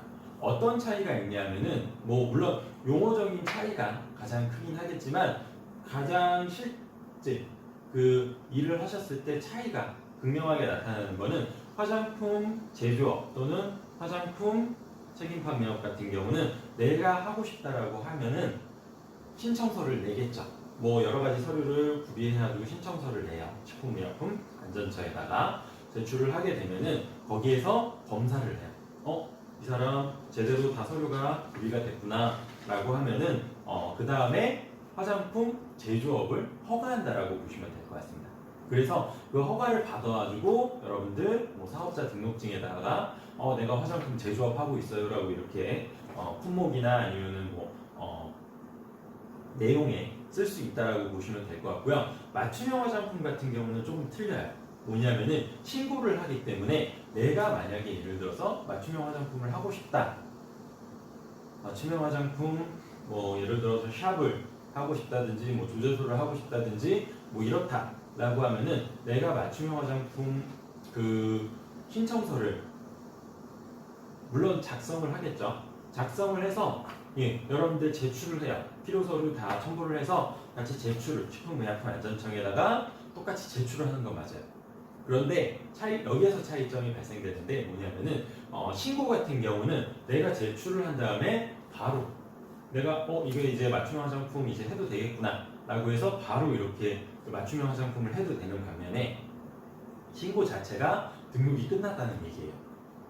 그런데 제조업이라든지 책임 판매업 같은 경우는 신고를 한 다음에 허가를 받아야지 등록이 된다는 점, 차이가 있다는 점을 좀 알아두시면 좋을 것 같습니다. 실제로 시험에서도 맞춤형 화장품 같은 경우와 맞춤형 화장품 그리고 책임 판매업 그리고 제조업 이 차이점을 좀 보는 그러한 그 시험 문제도 가끔 출제가 되고 있기 때문에 여러분들 허가와 등록과 신고의 차이를 좀 잘 알아두시는 게 여러분들 시험을 푸실 때는 좀 더 도움이 되실 것 같습니다.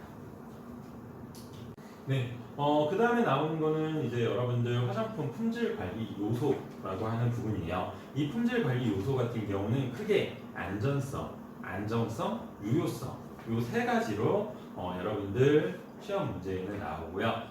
추가적으로 여러분들 화장품학이라고 하는 것을 배울 때 사용성이라고 하는 것이 추가적으로 나오긴 해요. 그런데 여러분들 어찌됐든 간에 맞춤형 화장품에서는 요 세 가지 안정성, 안전성 그리고 유효성 이 세 가지를 집중적으로 보시기 때문에 세 가지 중심적으로 이렇게 좀 보시도록 하겠습니다. 보시게 되면은 첫 번째로 나오는 거는 안정성이에요. 이 안정성은 뭐냐면은 화장품 같은 경우는 어찌됐든 간에 상당히 오랜 기간 동안 여러분들이 만들어가지고 직접 사용하는 것이 아니고 공장에서 만들어서 유통 과정을 거쳐서 이제 여러분들 손으로 들어가게 되고 여러분들 손에 들어가셨을 때도 실제로 한 번에 다 사용하는 것이 아니고 그러니까 뭐 예를 들어서 100g짜리 크림이다 라고 하면은 그날 사가지고 그날 온몸에다가 다 바르는 것이 아니잖아요. 다 퍼바르는 것이 아니기 때문에 여러분들 한 달 이상 이렇게 좀 사용을 하실 수가 있을 것 같아요. 그렇기 때문에 아무래도 안정성 이러한 그 기간 동안에 여러분들 제품이 변질되지 않게끔 변질되지 않는다는 거를 보증해야 된다라고 보시면 될 것 같거든요. 그러한 것들을 여러분들을 화장품의 안정성이라고 보시면 될 것 같습니다. 그래서 이러한 안정성을 통해서 여러분들 화장품이 내가 사용할 때까지 내가 완벽하게 다 사용할 때까지 안정하다 그대로인 상태를 유지할 수 있다라는 것을 보여주는 것이 중요하다라고 생각을 해주시면 좋을 것 같습니다.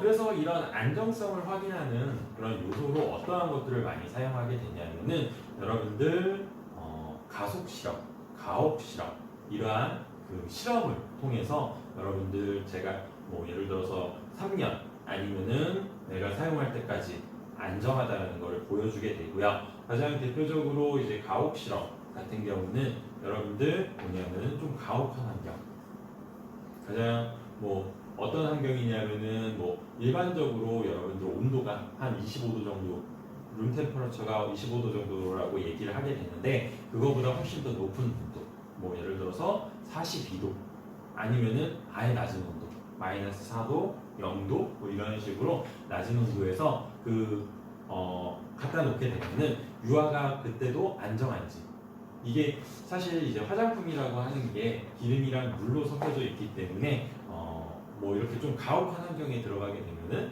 이러한 것들이 두 개로 분류가 될 수가 있어요. 물과 기름이 섞이지 않기 때문에 분류가 될 수 있다라고 보시면 될 것 같고요. 그렇기 때문에 그러한 환경에 놓고 원래 상태를 그대로 유지하는지를 보는 그러한 실험들이 가혹 실험이라고 보시면 될 것 같고요. 가속 실험 같은 경우는 이게 저희가 이제 뭐 3개월 뭐 보통 이렇게 하게 되는데 그거는 왜 그러냐면은 아무래도 유통기한이 3년 제품을 만들기 위해서는 원칙적으로 봤을 때는 3년 동안 그거를 놔둬보고 실제로 변화가 없는지를 본 다음에 제품을 출시해야 된다라고 보시면 될 것 같아요. 그런데 실제로 여러분들 화장품 같은 경우는 턴오버 주기가 굉장히 빨라요.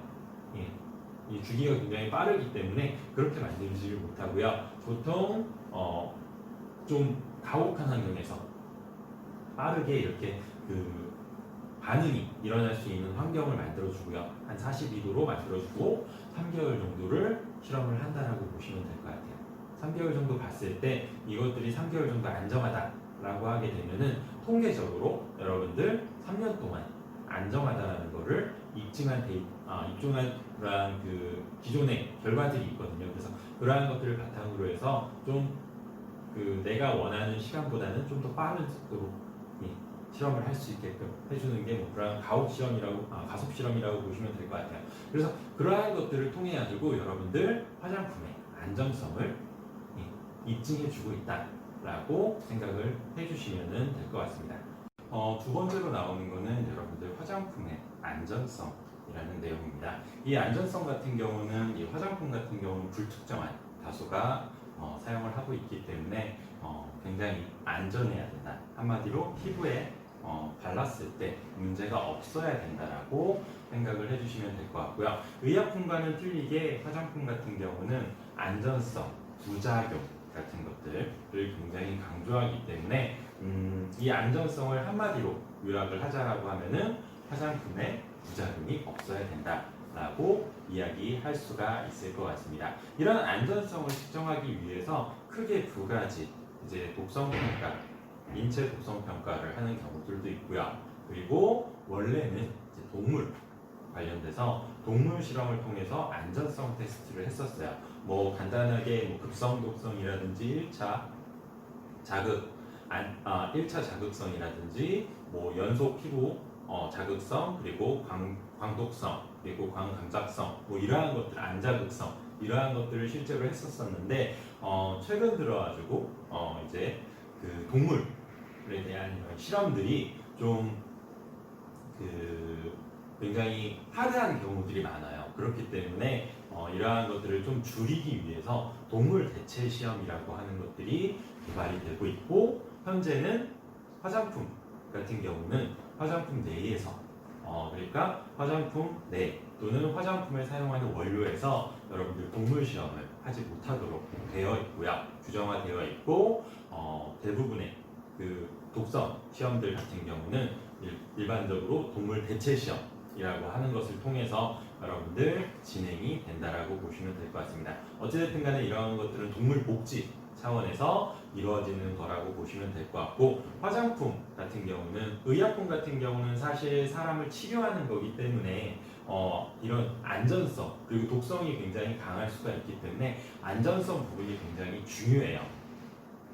물론 안전성 부분이 굉장히 강조되고 있다라고 보시면 될 것 같아요. 죽지 않아야 되니까.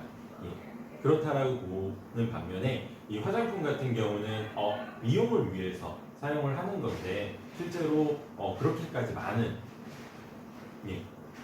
뭐 동물들이 희생이 되어야 되느냐라고 하기 때문에 그러한 것들을 조금 덜 하기 위해서, 그리고 이러한 그 동물 같은 경우는 베리에이션, 그러니까 개체 간에 이렇게 좀 차이가 굉장히 심하게 되는데 그러한 것들을 좀 덜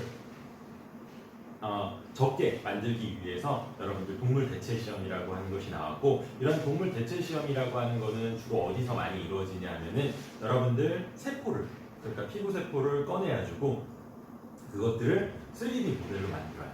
3D 모델로 만들어서 그 3D 모델에서 조직처럼 만들어가지고 그 조직 내에서 여러분들 실제로 실험을 하는 형태라고 보시면 될 것 같고요. 뭐 피부도 그렇고 안자극이라고 하면은 각막 또는 뭐 이렇게 혈관 같은 것들도 만드는 그러한 조직을 만들어가지고 실제로 사용을 하고 있다라고 보시면 될 것 같습니다. 그 다음으로 나오는 거는 여러분들 유효성입니다. 유효성 같은 경우는 지금 뭐 화장품 자체에는 이제 기능성이라고 하는 것과 제가 효능성이라고 하는 것 두 가지를 말씀을 드렸어요. 뭐 기능성 같은 경우는 고시된 기능들을 얘기하게 되고요. 효능성 같은 경우는 그 외의 기능들을 이야기하고 있다라고 보시면 될 것 같은데, 이 두 가지의 기능이 여러분들 실제로 작용하는지, 피부에 뭐 발랐을 때, 도포하였을 때 실제로 작용하는지가 여러분들 유효성이라고 보시면 될 것 같아요. 그래서 한마디로 좀 정의를 내려보자고 하면은 화장품에 기대하는 효능이 제대로 작동하는지를 보는 것이 기능성이라고 보시면 될 것 같습니다. 이러한 그 유효성 또는 기능성 평가에는 뭐 여러 가지를 사용할 수가 있긴 있지만 실제로 여러분들 피부에 또 보하는 임상 실험을 많이 사용하고 있고요. 그 외에 세포 실험을 통해 가지고 여러분들 미백이라든지 주름 개선 같은 경우는 뭐 멜라닌의 양의 증가나 감소를 본다든지 아니면은 주름에 굉장히 중요한 물질인 콜라겐의 증감을 본다든지 MMP라고 하는 뭐 콜라겐을 분해하는 효소의 증감을 본다든지 이러한 식으로 해서 여러분들 유효성을 확인하고 있다라고 보시면 될 것 같습니다. 예, 실제로 이러한 유효성 같은 경우는 조금 구분을 해야 되는 것이 있는데 뭐냐면은 제가 앞쪽에서 이제 화장품의 정의에서도 말씀드렸다시피 이러한 그 유효성 같은 경우는 예, 의약품적인 그러니까 치료적인 목적이 아니고 여러분들 유지 또는 보완의 목적이라고 보시면 될 것 같아요. 그래서 이 유효성을 보실 때는 치료다라고 하면은 화장품의 유효성이 아니고 의약품의 유효성이라고 생각을 하시면 될 것 같고 그 외에 보완이라든지 아니면 유지의 목적이다라고 하게 되면은 화장품이다라고 인식을 해주시면 좋을 것 같습니다. 화장품법에서 여러분들 화장품 사후관리 기준을 보시게 되면은 품질 관리 크게 두 가지로 나눌 수가 있어요. 첫 번째로는 품질 관리 기준이라고 하는 것을 보실 수가 있고요. 두 번째로는 여러분들 책임 판매 후 안전관리 업무에 따른 여러분들 안전관리 기준을 보실 수가 있다라고 보시면 될 것 같습니다. 그래서 이 두 가지 중에서 첫 번째로 나와 있는 화장품의 품질 관리 기준을 보시게 되면은 화장품의 중금속 또는 미생물 그리고 예를 들어서 내용물이라든지 pH 이러한 것들을 측정함으로써 여러분들 화장품이 기본적으로 가지고 있는 품질을 유지시켜주는 그러한 행위라고 보시면 될 것 같고요. 사후관리 행위라고 보시면 될 것 같고 두 번째 책임 판매 후 안전관리 기준 같은 경우는 뭐냐면은 여러분들 화장품을 화장품 책임 판매업자가 이러한 그 화장품을 이제 판매를 할 때 최소한의 안전 확보를 하는 그러한 행위라고 보시면 될 것 같습니다. 여기까지 해가지고 여러분들 그 수업의 화장품법의 이해에 대해서 여러분들 다 보셨고요. 그 다음에는 여러분들 개인정보보호법, 화장품법의 이해에서 개인정보보호법에 대해서 나가도록 하겠습니다.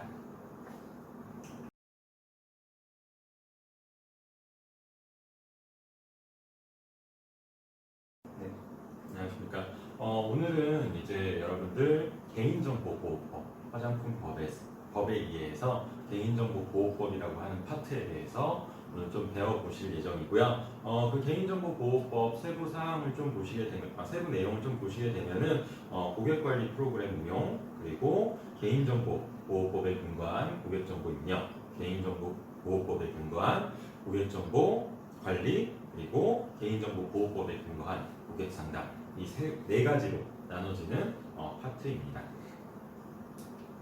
네, 우선 첫 번째로 나오는 거는 여러분들 보시는 것처럼 고객 관리 프로그램 운용이라는 내용으로 이야기를 해보도록 하겠습니다. 고객 관리 프로그램 운용이라고 하게 되면은 어떻게 운용하나 이러한 것들을 좀 배우셔야 되는지 알고 있는데 그런 건 아니고요. 고객 관리라고 하는 것 자체가 무엇인지에 대해서 이야기하는 파트라고 보시면 될 것 같습니다. 그래서 고객 관리라고 하는 거는 일반적으로 보시는 것처럼 CRM이라고 얘기를 하고요. 커스터머 릴레이션십 매니지먼트이라고 보시면 될 것 같습니다. 일반적으로 여러분들 이 고객 관리 같은 경우는 고객에 대한 광범위한 지식을 바탕으로 해서 개개인의 적합한 또는 차별적인 제품 서비스를 제공하고 고객과의 관계를 지속해내가는 그러한 그 활동을 여러분들 고객 관리라고 일반적으로 얘기하고 있다라고 보시면 될 것 같고요. 이러한 고객 관리가 여러분들 일반적으로 화장품 일반 화장품 같은 경우는 좀 소극적인 고객 관리였다라고 하게 되면은 이러한 맞춤형 화장품에서는 굉장히 적극적인 고객 관리 활동이 들어가야 된다라고 보시면 될 것 같습니다. 왜 그러냐면은 개개인의 맞춤형 화장품을 만드는 것이기 때문에 개개인의 정보에 대해서 좀 더 공격적으로 수집을 하고 그리고 그것들을 이용해서 개개인의 맞춤된 화장품을 제공해주는 이런 서비스를 제공해주는 것이 여러분들 맞춤형 화장품의 특징이라고 보시면 될 것 같습니다. 그러면은 이러한 고객 관리라고 하는 것은 어떠한 것으로 어떠한 요소로 좀 구성이 되어 있는지를 좀 보시게 되면은 첫 번째로는 정보라고 하는 것으로 구성이 되어 있고요. 두 번째로는 전략 그리고 마지막으로는 판매 세 번째로는 판매 마지막으로는 서비스 이 네 가지로 구성이 되어 있습니다.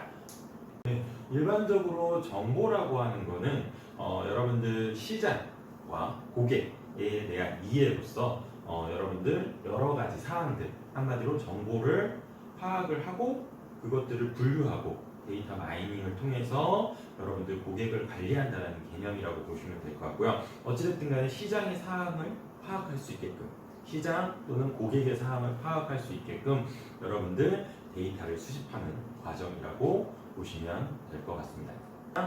두 번째로 전략이라고 하는 것은 고객의 수집된 정보를 이용해서 고객에게 최상의 서비스, 최상의 적합한 제품들을 보완해내고 그리고 그것들을 효과적으로 판매할 수 있는 전략을 세우는 단계라고 보시면 될 것 같고요.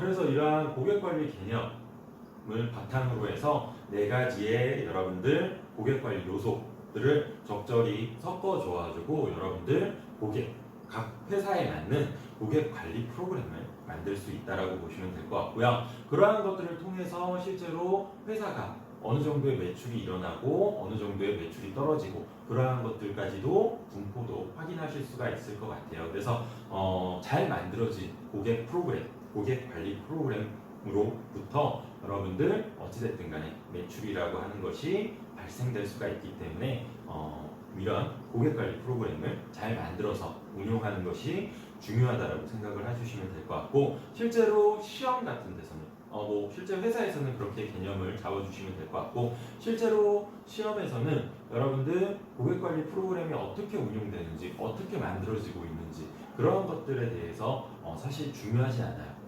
중요하진 않고 제가 방금 말씀드렸던 고객 관리 개념이라든지 아니면은 고객 관리 요소들 같은 경우가 어떠한 것들이 있는지를 좀 잘 알아두시면은 시험에 큰 도움이 될 것 같습니다. 그 다음으로 나오는 거는 여러분들 개인정보보호법에 근거한 고객 정보 입력, 관리 그리고 고객 상담이라고 하는 거 세 가지로 구분돼서 나오고 있다라고 보시면 될 것 같고 그렇다라고 하면은 여러분들 우선적으로 이 세 가지를 공부하시기 전에 개인정보보호법이 그럼 무엇이냐에 대해서 한번 알아보시고 넘어가시면 좋을 것 같아요. 개인정보보호법이라고 하는 거는 목적 자체는 여러분들 개인정보 처리 및 보호에 관한 사항을 전함으로써 개인의 자유 권리를 보호하고 나아가서 개인의 존엄과 가치를 구현해주는 목적으로 여러분들 개인정보보호법이 만들어졌다라고 보시면 될 것 같습니다.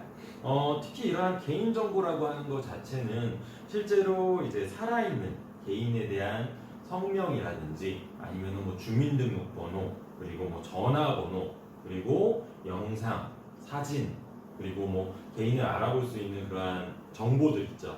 그러한 정보들을 모두 이야기하고 있다라고 보시면 될 것 같고 이러한 정보를 통해서 지금은 현대 사회 같은 경우는 이러한 정보들의 사회이기 때문에 사실상 이러한 정보가 다른 사람에게 유출이 되게 되면은 그 피해가 상당히 막심해질 수밖에 없다라고 보시면 될 것 같아요. 그래서 이러한 개인정보보호법을 만들었다라고 보시면 될 것 같고 그것을 통해서 개인 존엄과 가치를 구현한다라고 생각을 해주시면 될 것 같습니다. 개인정보 뭐 수집, 입력에 대해서 분간 고객정보 입력에 대해서 뭐 간단하게 이제 이야기를 드리면은 이제 그 개인정보 보호법이라고 하는 것이 여러분들 법률로 나와 있어요. 거기 안에 보시게 되면은 개인정보의 입력에 대해서 어떠한 식으로 표현이 되어 있냐면은 개인정보 처리의 목적이 명확해야 되고 목적이 필요한 개인에게만 적법하고 정당하게 수집이 되어야 되고 그리고 목적이 필요한 범위에서 적법하게 개인의 정보를 처리해야 되고요. 그리고 목적 외에 사용이 금지가 돼야 되고요. 처리 목적에 필요한 범위에서 개인정보의 정확성, 완전성 및 최신성이 보장되어야 한다라고 이렇게 정의가 내려져 있다라고 보시면 될 것 같아요. 그런데 이렇게 외우시면 굉장히 힘들죠. 그래서 제가 우선 간단하게 그냥 이러한 것들, 그냥 개인정보 보호법에 근거한 고객정보 입력은 뭐다? 라고 이렇게 이야기를 좀 드리면은 목적 명확, 예, 그리고 최소한의 수집, 그리고 변경 및 갱신도 동의 이렇게 딱 세 문구로 좀 외워두시면 좋을 것 같아요. 다시 한번 말씀드리면 목적 명확, 그리고 최소한의 수집, 그리고 변경 및 갱신도 동일이라고 보시면 될 것 같습니다. 그러면은 여기에 이제 나오는 개인정보보호법 입력이라고 하는 그 부분에 모든 내용을 포함하고 있다고 보시면 될 것 같아요.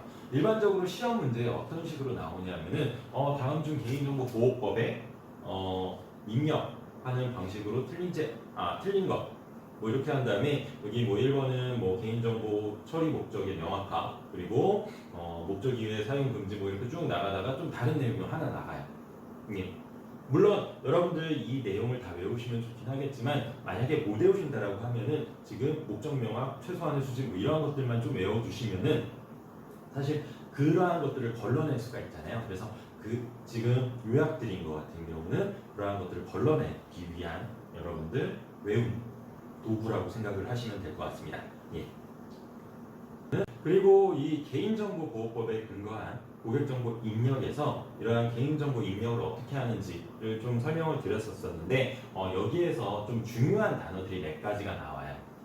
이 중요한 단어들 같은 경우는 사실 이제 원래는 이제 법률상으로 봤을 때는 총칙 부분에 여기에서는 이런 단어들을 쓸 거예요 라고 해가지고 정리되어 있는 부분이 있거든요. 거기에 주로 많이 나오는 부분이긴 한데 어찌됐든 간에 그 내용을 알기 위해서는 굉장히 중요한 단어고 사실 평상시에 사용이 많이 안 되는 단어예요. 그러다 보니까 여러분들이 암기를 좀 해주시면 좋을 것 같습니다.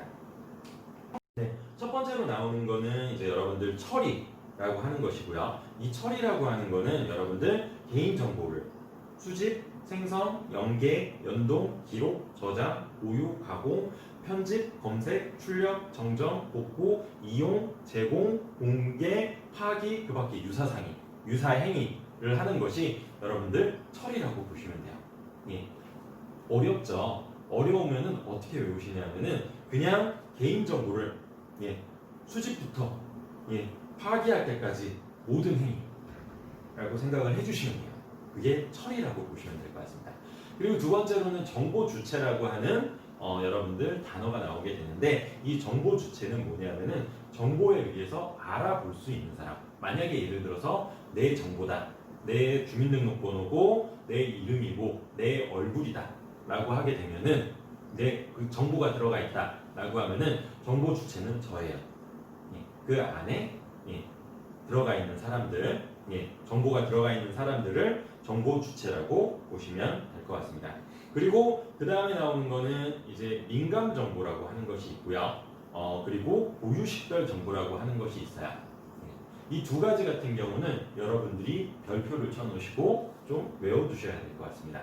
왜 그러냐면은 이 민감 정보, 고유 정보 둘 다 굉장히 문제 내기도 쉽고요. 중요한 내용이에요.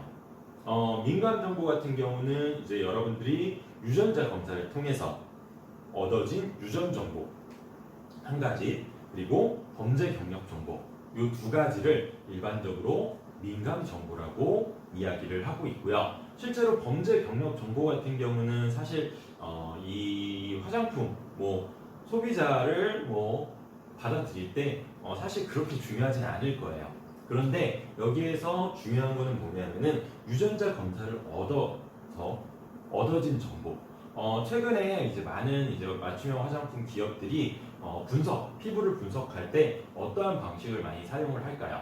실제로 피부 자체를 분석하는 경우들도 있긴 있겠지만 특정 유전자가 부족하기 때문에 너는 어떠한 것들을 더 해야 된다라는 식으로 여러분들 맞춤형 화장품을 개발하고 있는 업체들도 굉장히 많다라고 보시면 될 것 같아요. 그래서 이러한 그 유전자 정보들을 저희가 만약에 예를 들어서 맞춤형 화장품 회사에서 맞춤형 화장품을 운영하고 있는 샵에서 여러분들 받게 된다라고 하면은 그 정보 자체는 여러분들 민감 정보라고 보시면 될 것 같아요. 그래서 민감 정보 같은 경우는 유전자 정보 그리고 범죄 경력 정보 두 가지다라는 걸 꼭 알아두셔야 됩니다. 그리고 그 다음에 나오는 거는 이제 고유식별 정보예요. 이 고유식별 정보 같은 경우는 뭐냐면은 개인을 알아볼 수 있는 그러한 정보들을 일반적으로 얘기한다라고 보시면 될 것 같고요. 가장 대표적으로 여러분들 주민등록번, 그리고 두 번째 여권번호, 운전면허 번호, 그리고 외국인 등록번호, 이 네 가지가 여러분들 고유 식별 정보에 포함이 된다라고 보시면 될 것 같아요. 그래서 이러한 대부분의 번호류들 있죠. 예, 주민등록, 여권, 운전면허 번호, 그리고 외국인 등록번호, 이렇게 네 가지인데 여러분들 그 외에 번호들도 굉장히 많거든요.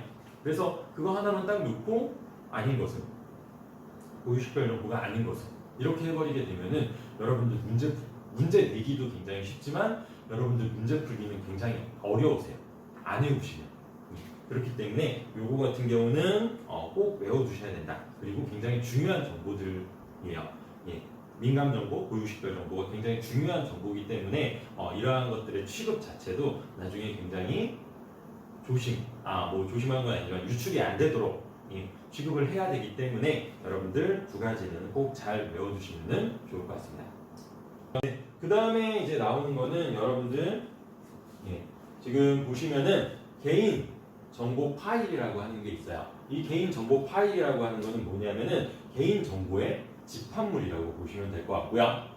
그 다음에 개인 정보 관리자 같은 경우는 개인 정보를 처리하는 기관 또는 개인이라고 보시면 될 것 같아요. 일반적으로 뭐 공공기관이나 법인 또는 단체, 개인, 여기 우리 맞춤형 화장품에서는 맞춤형 화장품 가게, 회사 이러한 곳이 여러분들 개인정보 관리자가 되겠죠.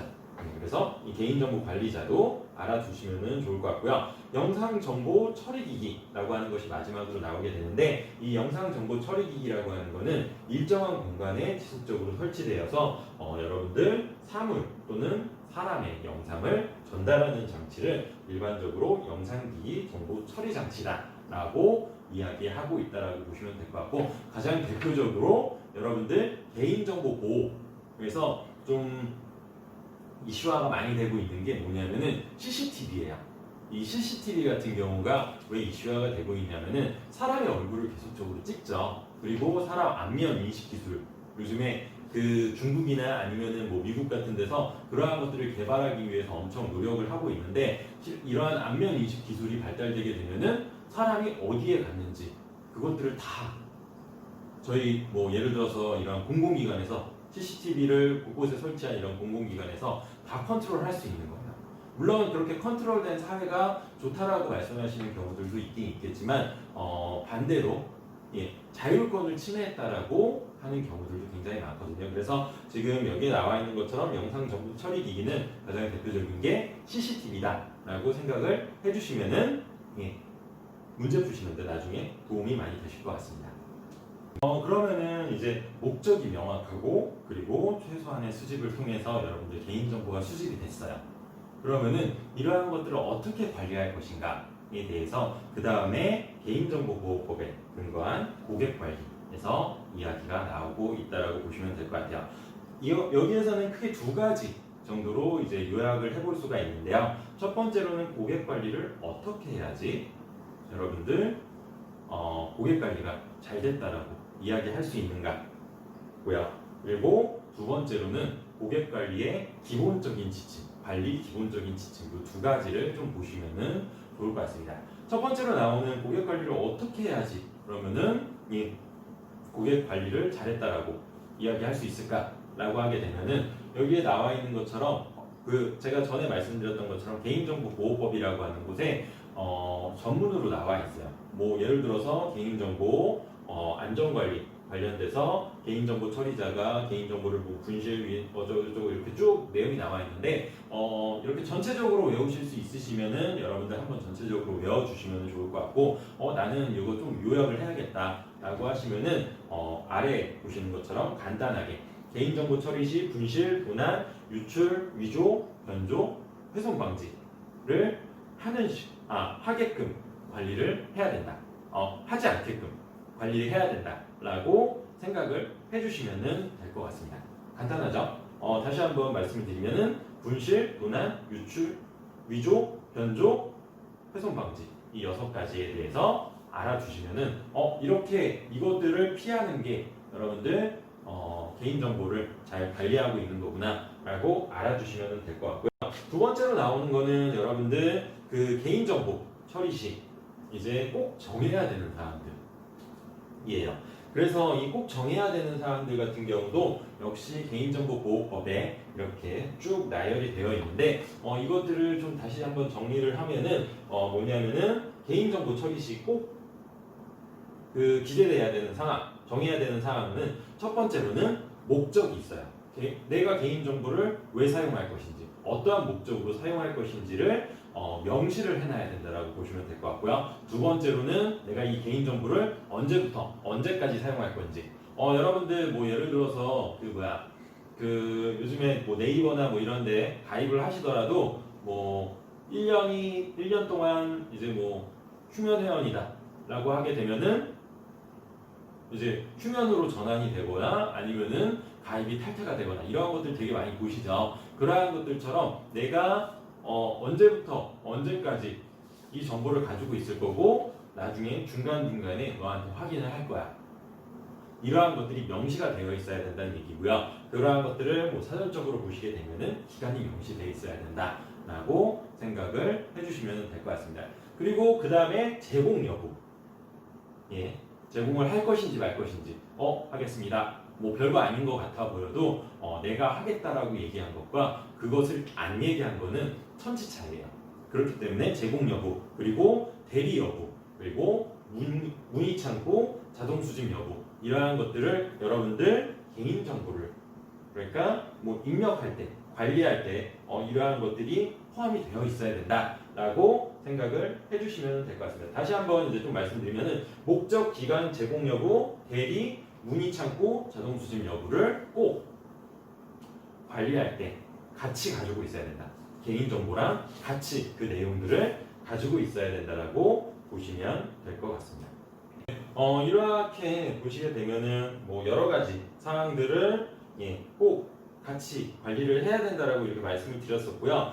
실제로 이러한 것들이 여러분들 그 실제 뭐 정보를 받을 때 그러니까 정보가 입력이 될 때 관리될 때 보시게 되면은 여러분들 일반적으로 동의 체크 많이 하시죠. 뭐 이렇게 어디 가입할 때도 이렇게 동의, 오케이 동의 한 다음에 여러분들 가입이 된다라고 보시면 될 것 같은데 어찌됐든 간에 이러한 동의라고 하는 것을 받기 위해서는 여러분들 기본적으로 잘 보이게끔 뭐 물론 여러분들 이렇게 생각하실 수 있어요. 그 전문을 언제 읽고 막 뭐 내용을 뭐 그거 어떻게 다 파악하고 우리가 동의를 누르느냐 뭐 이렇게 생각하실 수 있긴 있는데 실제로는 그 전문 내용이 어찌됐든 간에 잘 보이게끔만 해가지고 사람들이 만약에 열심히 본다라고 가정을 했을 경우 그걸 다 열심히 본다라고 가정을 했을 경우 인지하기 쉽게끔 만들어서 여러분들 동의 사인을 받아야 된다라고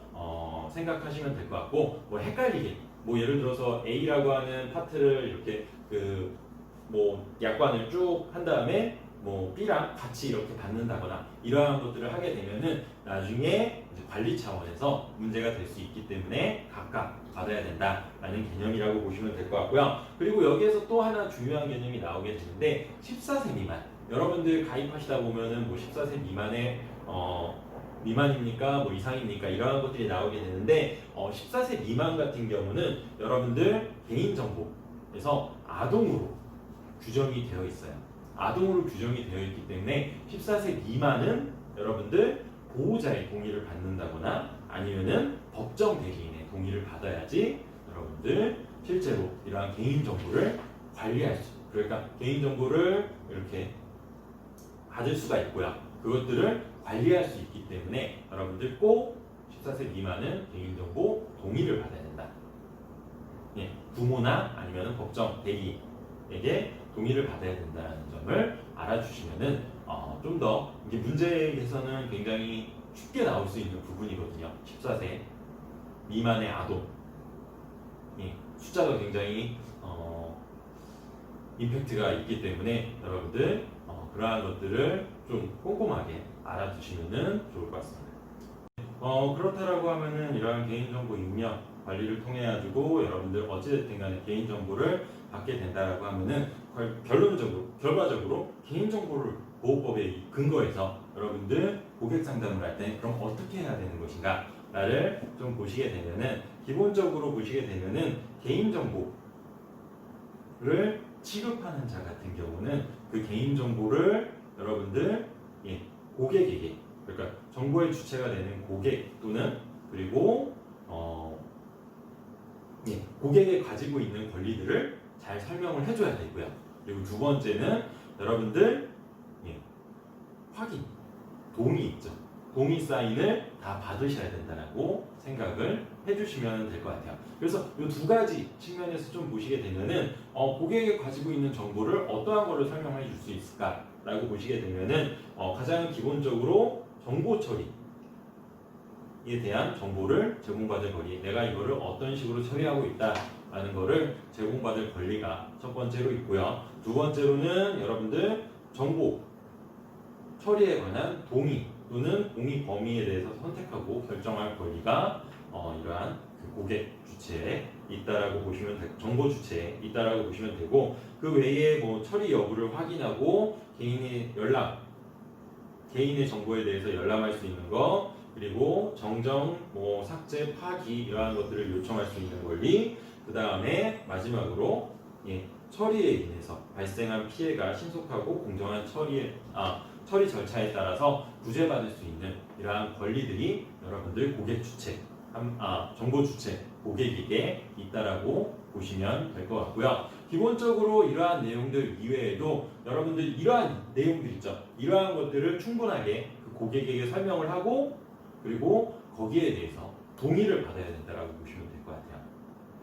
왜 그러냐면은 여러분들 그냥 요즘에 이제 가장 이제 개인정보를 많이 취급하는 데가 어디냐면은 여러분들이 그냥 시중에서 보실 수가 있는 데가 가장 대표적으로 은행이 있어요. 은행에 가가지고 개인정보를 받고 뭐 이런 것들 할 때 여러분들 사인 굉장히 많이 하시죠. 통장 하나 만들래도 한 4-5개는 하셔야지 되고요. 그리고 동의합니다. 아니면은 잘 읽었습니다. 뭐 이러한 내용들을 쭉 쓰시게 돼요. 그것들은 왜 그러냐면은 실제로 은행에서 개인정보를 취급하기 때문에 이러한 고객에 대한 권리를 하나하나 다 설명해 줬다라는 거를 동의를 받기 위해서요. 그래서 여러분들 뭐 고객 상담을 하실 때 뭐 다른 거 물론 고객 상담할 때 제가 아까 말씀드린 것처럼 고객 그러니까 정보의 주체에 대한 권리를 설명해 주는 게 1순위라고 보시면 될 것 같고 그 권리들이 어떤 것들이 있는지를 알아두셔야 된다고 보시면 될 것 같습니다.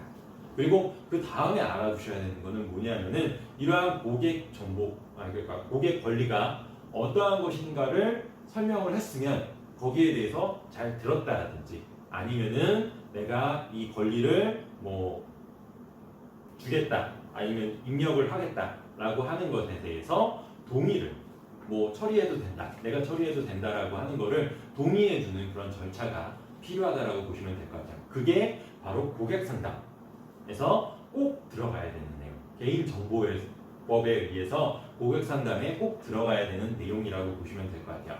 그래서 뭐 간단하게 보시게 되면은 어떠한 것들 좀 이제 고객 정보를 확인해야 되냐면은 첫 번째로 이제 고객 정보 수입 시 동의가 전체적으로 필요해요. 내가 이거 너의 개인 정보를 수집하겠다 동의 필요하다라고 보시면 될 것 같고, 두 번째로 고유 번호 있었죠 아까. 뭐 주민등록번호나 여권 번호, 그리고 자동차 등록번호, 그리고 마지막으로 외국인 등록번호, 이러한 것들 있었죠. 그래서 그러한 번호들을 수집할 때는 따로 내가 이 고유 정보를 수집할 거야 라고 하는 내용을 따로 넣어서 동의를 받으셔야 돼요. 그리고 아까 민감 정보도 있었죠. 제가 두 가지는 꼭 외워달라고 이렇게 말씀을 드렸었는데, 민감 정보 다시 한번 말씀드리면은 첫 번째로는 범죄 경력, 그리고 두 번째로는 유전 정보, 이 두 가지가 있었어요. 그래서 이러한 것들을 다시 만약에 내가 이제 그 개인 정보를 받을 거다라고 하면은 거기에 대해서 동의를 해달라고 따로 이것도 확인을 받으셔야 돼요. 동의를 받으셔야 된다고 보시면 될 것 같아요. 그리고 뭐 그 외에 이제 뭐 보관 기간이 만료됐거나 아니면은 내가 쓴다라고 했다. 뭐 1년 정도 내가 이거 1년 딱 쓸 거야. 그래서 몇 월 며칠부터 몇 월 며칠까지 딱 쓸 거야. 그리고 폐기 처분할 거야. 이렇게 얘기했다라고 하면은 내가 그걸 연장하고 싶어요. 내가 개인 정보를 취급하고 있는 사람인데 내가 이거 하려고 했는데 좀 더 필요해. 좀 더 너의 개인 정보가 필요해. 내가 너한테 이제 좀 더 좋은 그런 제품을 좀 소개시켜주기 위해서 그 정보가 필요해 라고 하면은 개인정보를 갱신하기 위해서 그 사람들한테 이제 개인정보를 주신 분들한테 이런 동의 사인을 다시 받아야 된다 라고 알아주시면 될 것 같고, 만약에 그것이 안 된다 라고 하면은 보관기간이 지나게 되면은 즉시 파기해야 된다라고 보시면 될 것 같아요. 이 즉시 파기가 안 돼가지고 사실은 개인정보라고 하는 것 자체가 이제 유출이 되는 경우들이 상당히 많기 때문에 이러한 개인정보는 유출 안 되게끔 즉시 파기해야 된다라고 알아주시면 좋을 것 같습니다. 그리고 이러한 개인정보를 처리할 때, 이거는 처리할 때 사실 좀 중요한 내용이긴 한데 처리할 때는 여러분들 뭐 잠금 장치가 있는 뭐 캐비넷에 보관을 한다든지 아니면 보호 장치가 있게끔 뭐 암호를 걸어 놓는다든지 하는 식으로 해서 개인정보, 그 고객에 대한 개인정보를 보호할 수 있는 조치가 있어야 된다라고 알아주시면 될 것 같아요. 그래서 이러한 식으로 개인정보를 여러분들 처리를 하고 고객 상담대 이렇게 받아가지고 처리를 하고 개인정보를 이렇게 뭐 예를 들어서 관리를 하는 게 여러분들 개인정보보호법에 대한 내용이라고 보시면 될 것 같아요. 그래서 여기까지 해가지고 우선 개인정보보호법에 대해서는 좀 짤막하게 이렇게 말씀을 드렸어요. 사실 이제 화장품법이 주이기 때문에 개인정보보호법 같은 경우는 상대적으로 좀 짧게 나올 수밖에 없거든요. 그래서 이 내용들 좀 알아두시면 좋을 것 같고, 제가 꼭 외워두라고 했던 내용이 상대적으로 좀 많아요. 개인정보보호법 같은 경우는 저희가 이제 일반적으로 화장품학을 하시는 분들 같은 경우도 잘 안 해요. 보통 잘 접하지 않는 분야이기도 하고요.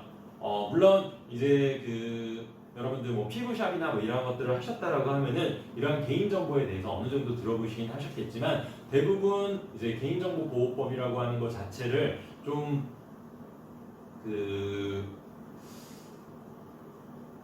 중요하다는 건 알고 있지만 사실 그렇게 중요하게 다루지는 못하고 있다라고 보시면 될 것 같아요. 그래서 이러한 기회에 한번 개인정보보호법에 대해서 한번 알아보셨다라는 거 좀 인식을 해두시면 좋을 것 같고요. 추가적으로 이 개인정보보호법 같은 경우 제가 아까 외울 거 많다고 말씀드렸죠. 그래서 그것만 외우면은 사실 시험에서는 크게 문제 없는 과목이기도 합니다. 그래서 그 내용들 잘 숙지를 해두시고 그 다음 파트로 넘어가도록 하겠습니다.